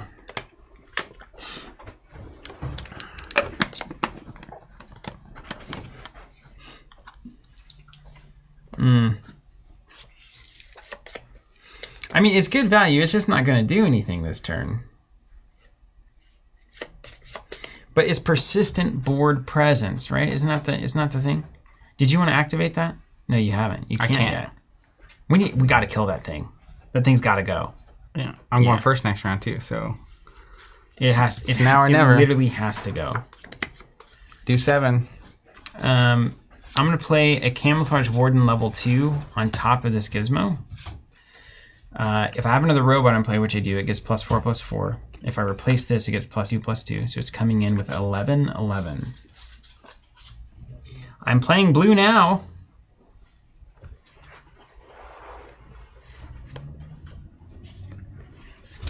And let me go get the good version of that card. Level 3. I've got my first level 3, and it's not even the one that I wanted. Horrible. I already feel like I'm bad at this. What if I had breakthrough, though?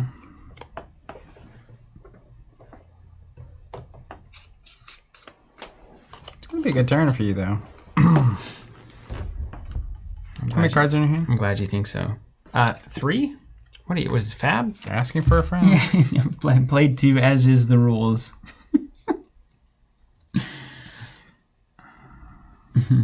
Yeah, that's probably the right play.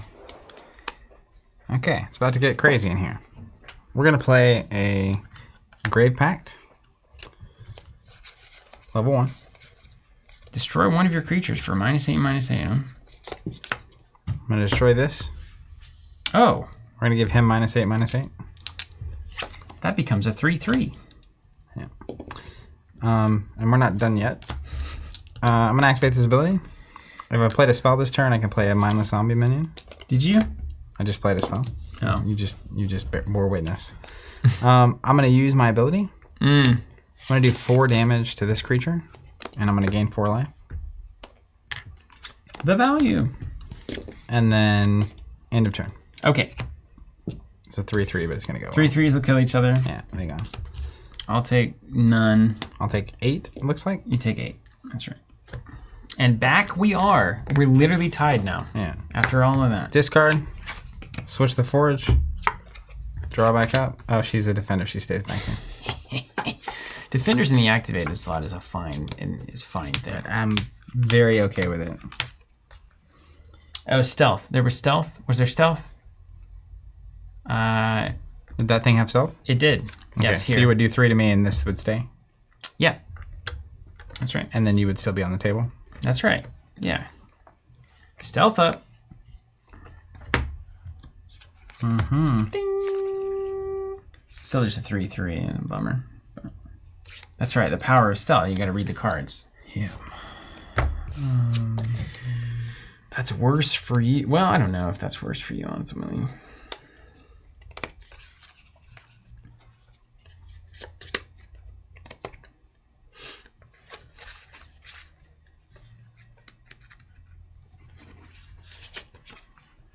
Okay, let's use it while we got it. Virix Embrace. Deal 4 damage to a creature. I will do 4 here. Gain 4. Gain 4 life. I'll gain 4. Let me upgrade that card.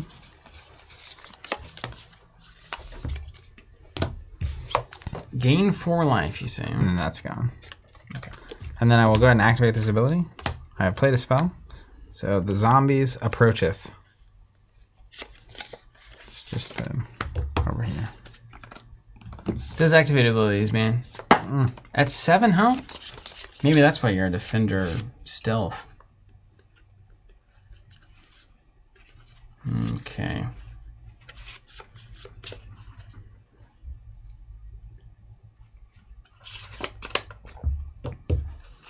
I get the last play here? You haven't played anything this round, right? Yeah, I get the last one now. Yeah. Trying to be tricky, eh? I just want to make sure I know what I'm doing. Actually, you know what? I'm going to put the zombie here. No, let's put him here. That's the right call. I You made got the a right spot there? You got something you're going to do? call. Don't worry about it. Now, when you replace a creature, you still play to the back row, right? Did we decide that? Yeah, it goes away. I mean. That's right. That's right. Ooh, Breakthrough's looking better than ever these days. Okay. Kill it. Kill it. Kill it. You're just going to stay back there. She's hanging out. Disgusting. Hanging out. Level 2 War Machine over the Gizmo, giving it +6 for its own ability, +2/+2. So just going to be a 12/12. He's a beefy boy. I'm just gonna I'm gonna spit out the threats. Oh, and this goes back here. Yep. Minion.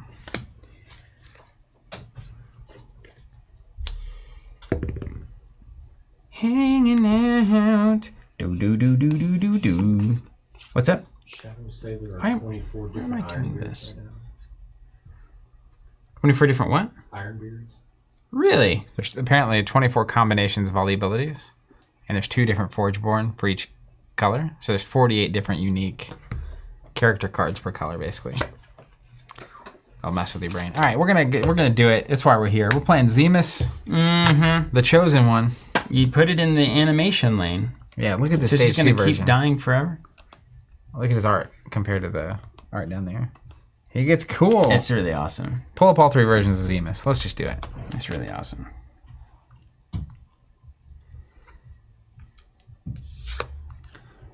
I love activate abilities. It goes from a D&D character to a Warhammer character. That's right. And then he becomes a god. Man, that thing, I can't kill that thing, man. Great. Yeah, good news. Surely you're red. You'll get there. Till then, I'm going to keep popping out zombies like it's my job. And I gotta kill Zemus twice, basically? And he comes back as a 5 attack, yeah. With no abilities, so he doesn't reanimate instantly. Yeah. I need Breakthrough in this deck. We can't have it all. Okay, let's do a Aranti Heartseeker.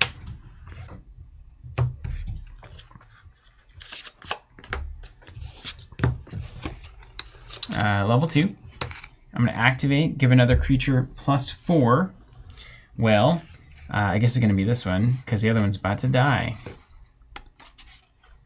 16. Look at that. It's a scary number, though. You gotta admit that's pretty scary.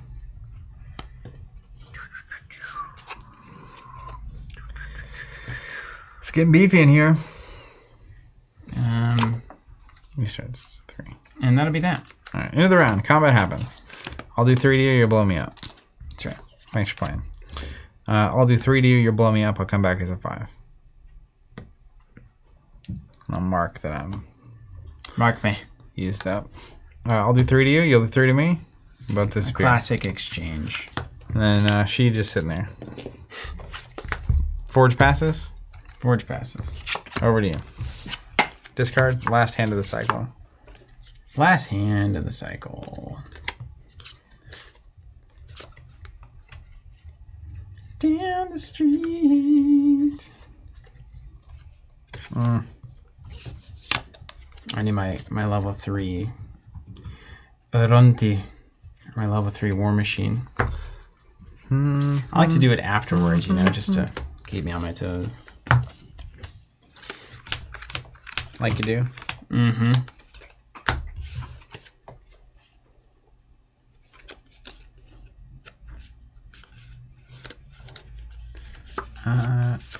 I'm the first player, huh? Iron Man.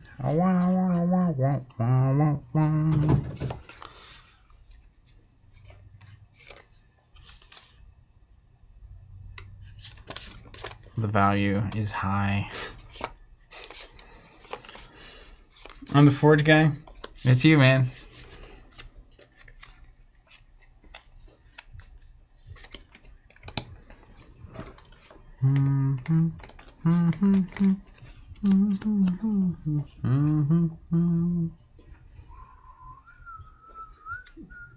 I gotta kill that thing. What thing? Nothing.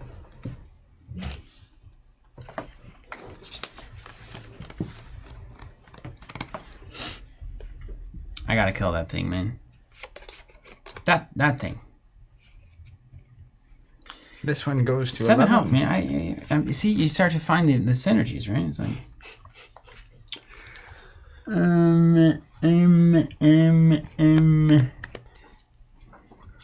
It's about to be Dunk City in here.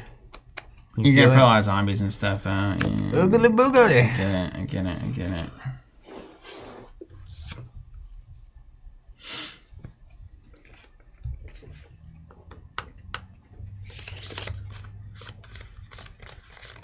All right, let's get a little weird. Let me get a little weird. Let's get a little weird. Let's just go aggro, dog. That's right. Arrogant War Stoker in the far lane. He's coming up the flank. Level 2.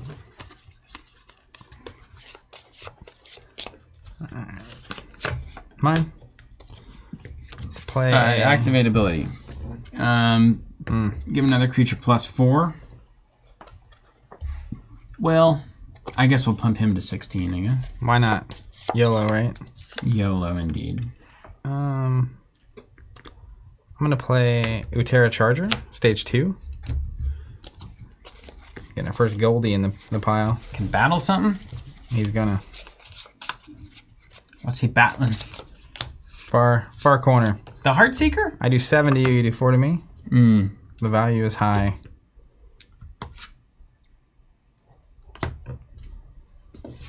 Over to you.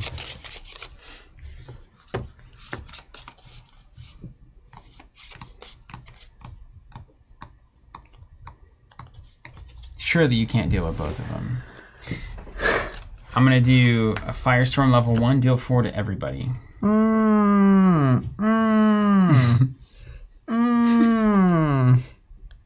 I'm the button player now. It's not what I expected.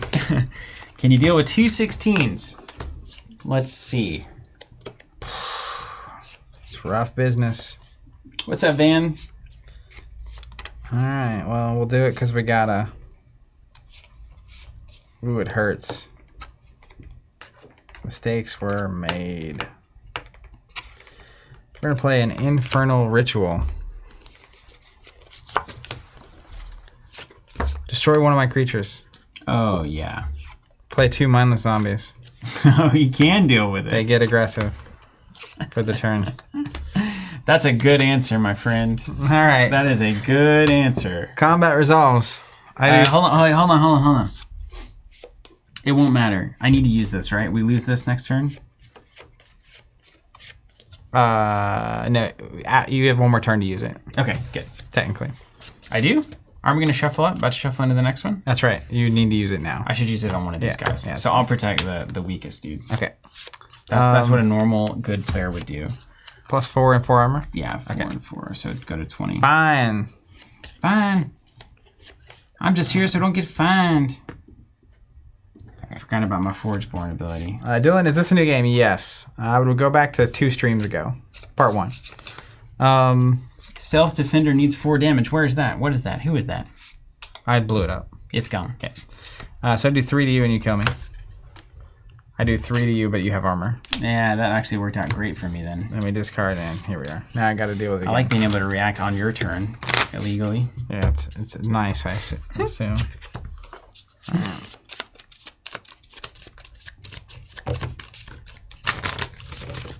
I'm the Forgeborn now.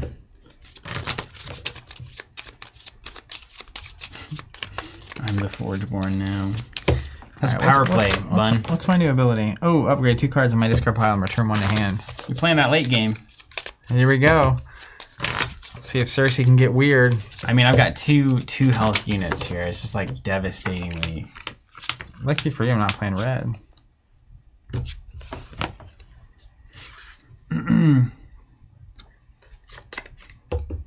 Am I the first player? I No, am. you are. I am, yeah. Am I the first player?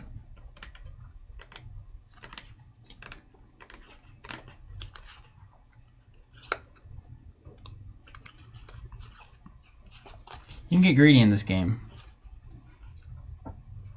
You can get greedy.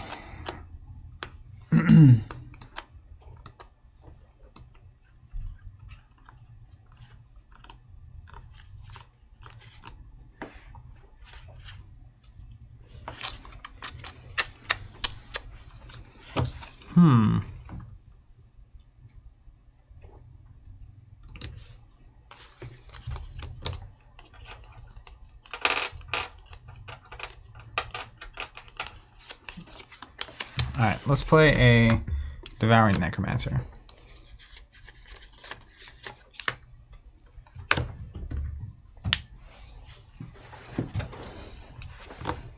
Am I correct in assuming that -2 health gets around armor? Stands to reason, right? Sure. Or is it different from damage, or is it a way to bypass armor? I think armor is when you're taking damage. So I don't know that -X health would. Shadow knows. But we can have Shadow answer it. Yes, it does. Gets around armor. Okay. Yeah. Matt Rose.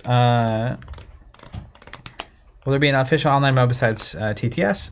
The hope is that it will be, but it needs to be successful enough for that to be feasible. I don't know where that level is. Matt also asking, how many cases does Zach need to buy for it to be considered successful? I don't know that I have the ability to buy enough cases to make the online app happen, but you do. I'm going to do something insane. Great.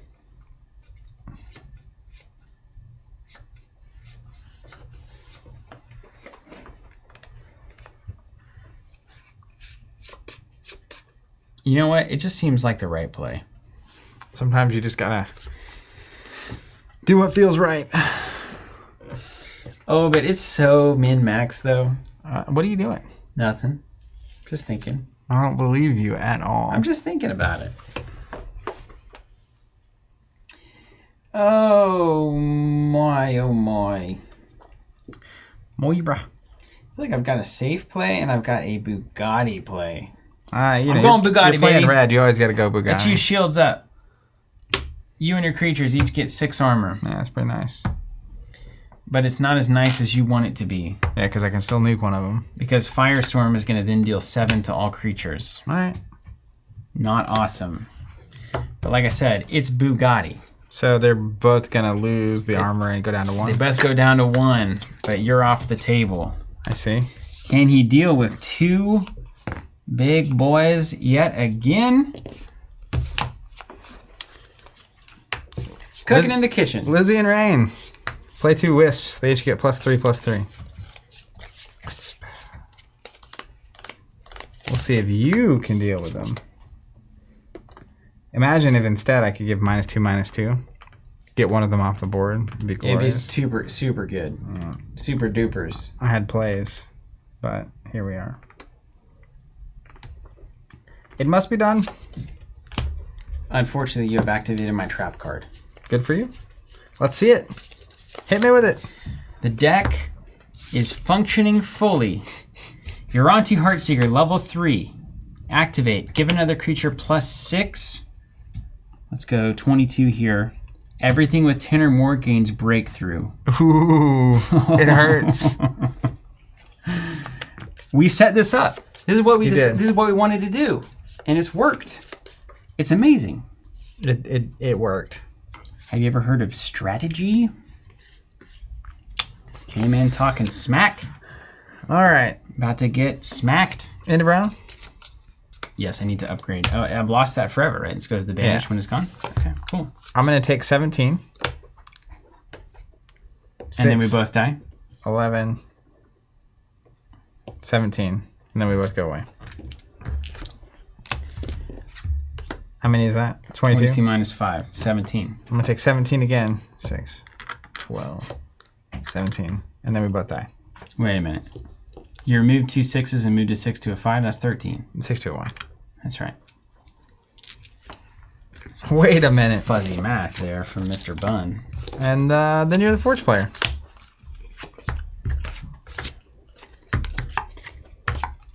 We'll see if my plan worked.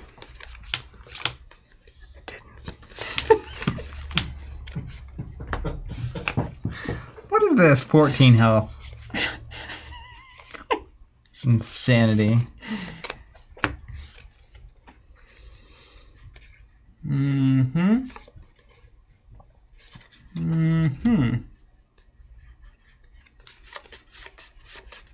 You're at 13, eh?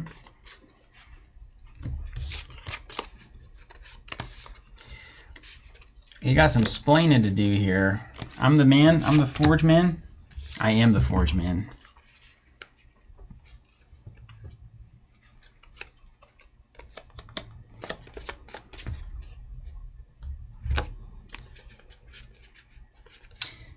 Let's put the offensive on.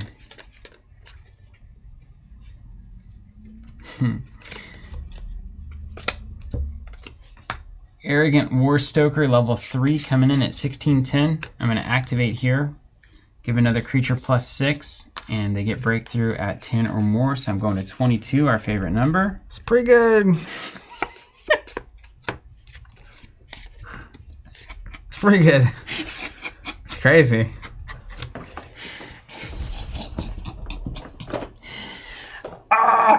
I'm now in love with this game. Anytime I can beat Zach at something, it makes me very happy. That's why I don't love basketball. Rave's getting jacked too. Look at him in the back. He's like, oh, you got that arrogant war starter. You putting the beat down on right now? Watch out, he's wiggly. He's going to wiggle. Wiggliest man in the West right here. What's got breakthrough?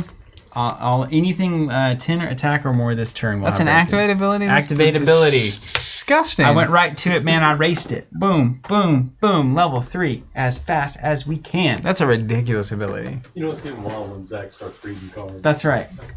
He's reading for the first time. He's saying things are too powerful. I'm usually the guy doing that. It's because you're playing red. What Got him on happened? the back foot. All right. Hold on. There's a wiggle I was here. calling for the air horn alert. What's up? Important note here from Shadow 2, the website allows you to delete decks from your collection so that you can trade or sell them. Like you do. Very nice.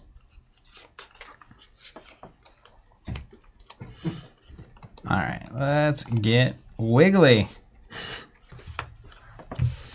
Wiggle, wiggle, wiggle. Do that.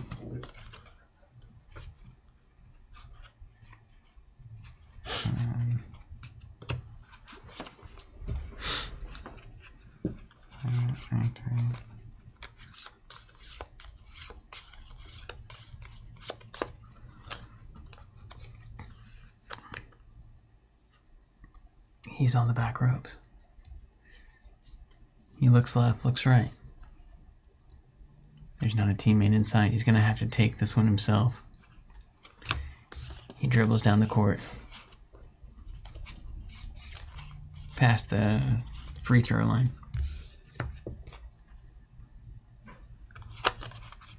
Spin move. He goes up. And it's blocked. He falls over. He's injured. He's out for 10 weeks. I'll never play SolForge again. After this day, it was too much. He thought there was nothing to be done.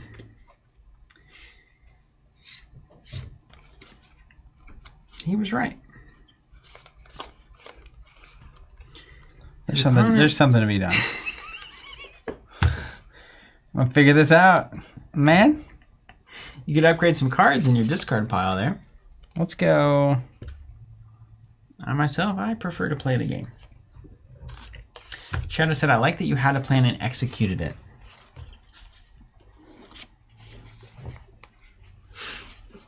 Smashy, smashy. Clearly a stream favorite. Let's think about this. Feels good when the good guys win, doesn't it? Yep. That's one for America.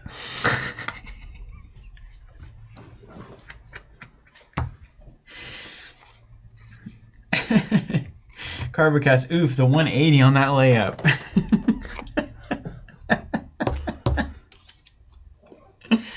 Okay. What's he got? What's It's he got? complicated. Uh-huh. I can definitely wiggle. That just we do know that. Yeah, Yeah. we do know that. I He's a wiggler. think that's the best play. Weirdly.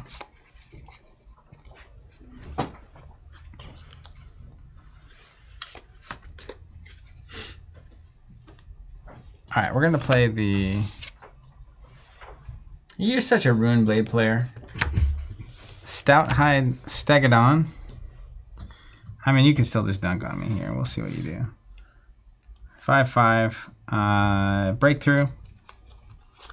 That's really it. Over to you.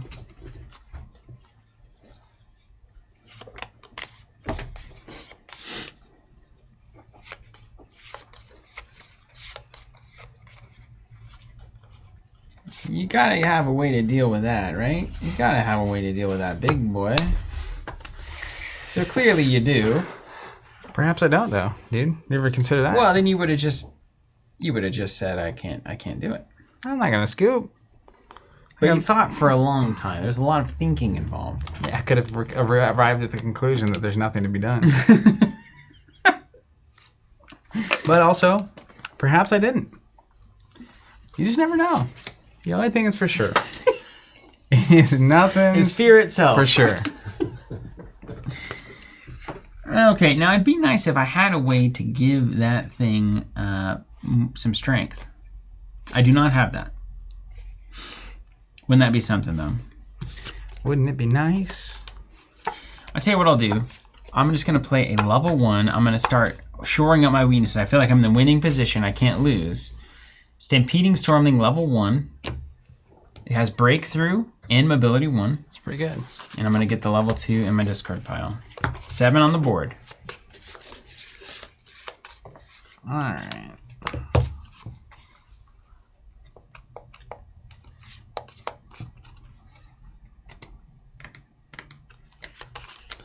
I'm gonna trigger my ability. upgrade 2 cards in my discard pile and put 1 back in my hand. Probably should have been looking at that. Upgrade here. Just outside.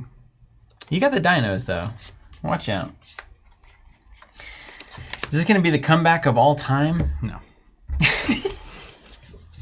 Great pack. You're just doing a fancy dance before you lose. I'll put this great pack back in my hand.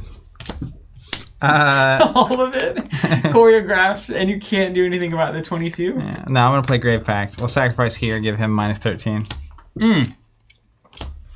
He's dead. And then I die. Okay. You're right. I need you not to have a 6 or more in your hand. Right on. Which is unlikely.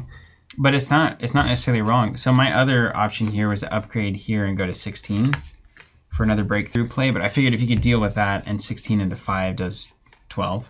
Yeah. And so it wasn't enough. Which is almost enough. 11 doesn't. Yeah. It's not quite enough. Yeah. That's cool, man. I did the strategy. I did it. It worked. Mom. It's working. Mom, I did it. This deck was not anywhere near as synergistic as the past decks I've been playing. I could just tell. There were some moments where it was like I had 2 activated abilities on the table at the same time that triggered off of playing a spell. Yeah. Didn't have enough spells. Didn't quite have But enough. you know the partner for that deck is out there. Correct. It's high flying, man. I kind of like how high flying it is. Because you come from, we're playing so much flesh and blood, and it's like, it's so incremental, like, you're just eking out, and then sometimes in these games, you're just like, bada boom, like, I got big stuff on the board, and you're dead. It does finish in, like, dramatic fashion a lot. Yeah. All right. That's cool stuff. All right, well, hey, that, so should you play? I don't know. Do you like having fun?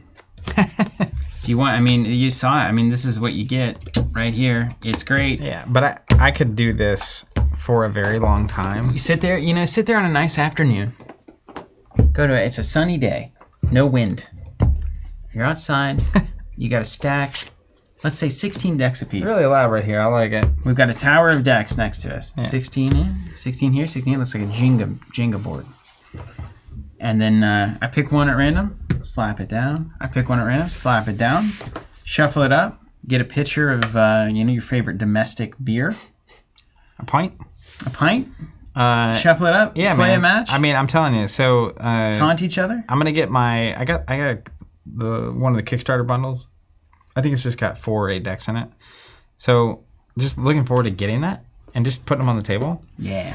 And then May subscription process is assumedly in Mayish when those are coming out, and that's exactly what's gonna happen. It's like we're gonna have piles of decks and then smash 2 together, play. That game was really quick. Yeah. And then you just find the decks you really like and find decks that they're really good with, and like it's a whole thing. Start playing. It's really cool. Well, hey, thank you so much for joining us, guys, for the hopefully all 3 parts of the introducing series. Or if you're just catching this video, hopefully it sheds some light on whether or not you're the kind of person that would dig this. If you're still not sure and you haven't seen parts 1 and 2, be sure to check those out. You kind of get a stepping stone into how the game functions and how things work. You can also see Zach and I improve and get more fluid with the game as we go along, play it on stream, kind of get used to that, so you can see what your own journey would be like as well as you learn the roles and kind of get more comfortable with the game system. Again, we're huge fans of Stoneblade. We talked to Justin extensively before we embarked on any kind of support for this kind of thing. That's one of our processes. We've been through about 15 titles this year that we've looked at in a serious way about like supporting and streaming and selling. Only a few have made it through. This is one of them. There is at least one more on the way. Spoiler alert. And we think it fills a really important niche for a type of player, for a group of players. And I think it also brings in a lot of people to tabletop that maybe only played SolForge. So welcome, if that's you. You mean Keyforge? No. Or just this game? Okay. Just the digital game, right? So like a lot of people only played it digitally, and this is a really good way to get in on what we all love, which is actually sitting down and playing with physical components. So appreciate you watching. If you're looking to start the game, we have starter bundles currently on our website for pre-order. If you're watching this later, we might still have them just on the website normally. Those are $49. Comes with one of these playmats and a starter kit, which is technically enough for 2 people, but we suggest 1 person per starter bundle would be ideal. That means if you play, you get 2 playmats, 2 starter kits, so that's a total of 8 decks, 2 playmats. That's a really good start for 2 folks. Absolutely. And then if you want to keep going with the game and get every new set as it comes out, then our subscription service is a way to do that. We're also got an exclusive promo coming with each one of these sets. We're still working out a bunch of different exciting ways that we might include that promo in decks. So that'll be fun. And yeah, and you get the decks automatically. They're 96. I think that's 20% off MSRP. Is that right? Yep. And keep doing it forever until you want to stop. And then you can cancel. No money, no cost to cancel, no contracts, nothing weird like that. You just basically sign up for free, and then we'll charge your card a couple weeks before a set comes out. Send you however many boxes that you want of the game. Yep. I think that's it. Any questions? Last question for chat or anything? A couple questions happening. Matt Rose asking, are we going to get set and or weekly streams once this game is released? Some people I saw on Twitter were thinking that this would be our last stream based on the way it was posted there, but it won't be the last stream. When we support a game, start playing it, start selling it, it's very much a holistic process for us. So it'll be a part of the ecosystem, as it were, and we'll stream it when the mood strikes us and when it makes sense, right? So around major releases, leading up to them, after. Every time I get a new display, we're going to be opening up and going through decks and cruising, and it'll just be a part of what we're doing. So yeah, it'll be back on the stream. What that looks like exactly, it'll probably be on some kind of rotation on Wednesdays with other games like Ashes, and we'll go from there. Yeah, it'd be super fun. I can't wait. Tabletop Roy asking the question that matters, saying, I joined too late. Should we play? Yeah, well, honestly, we can't say absolutely yes, depending on who you are and what your preferences are and what you feel about the art style and what kind of game you're looking for and what other games you play and these kinds of things. But we will have covered that in the beginning of the video, so you can check that out. As you know, if you played a lot of games, video or tabletop, or if you've done anything in your life, you know that people have different preferences and they like different things. And so the best that we can do is just find the best things in certain genres and niches, elevate them up, and say, if you do like things in this niche, this is one that you should definitely look at. So that's what we've done with SolForge Fusion. And we appreciate you guys being here. We will see you on a future stream, probably in, obviously in less than a month. I think we want to play this again quite soon. Take care, guys. We'll see you later.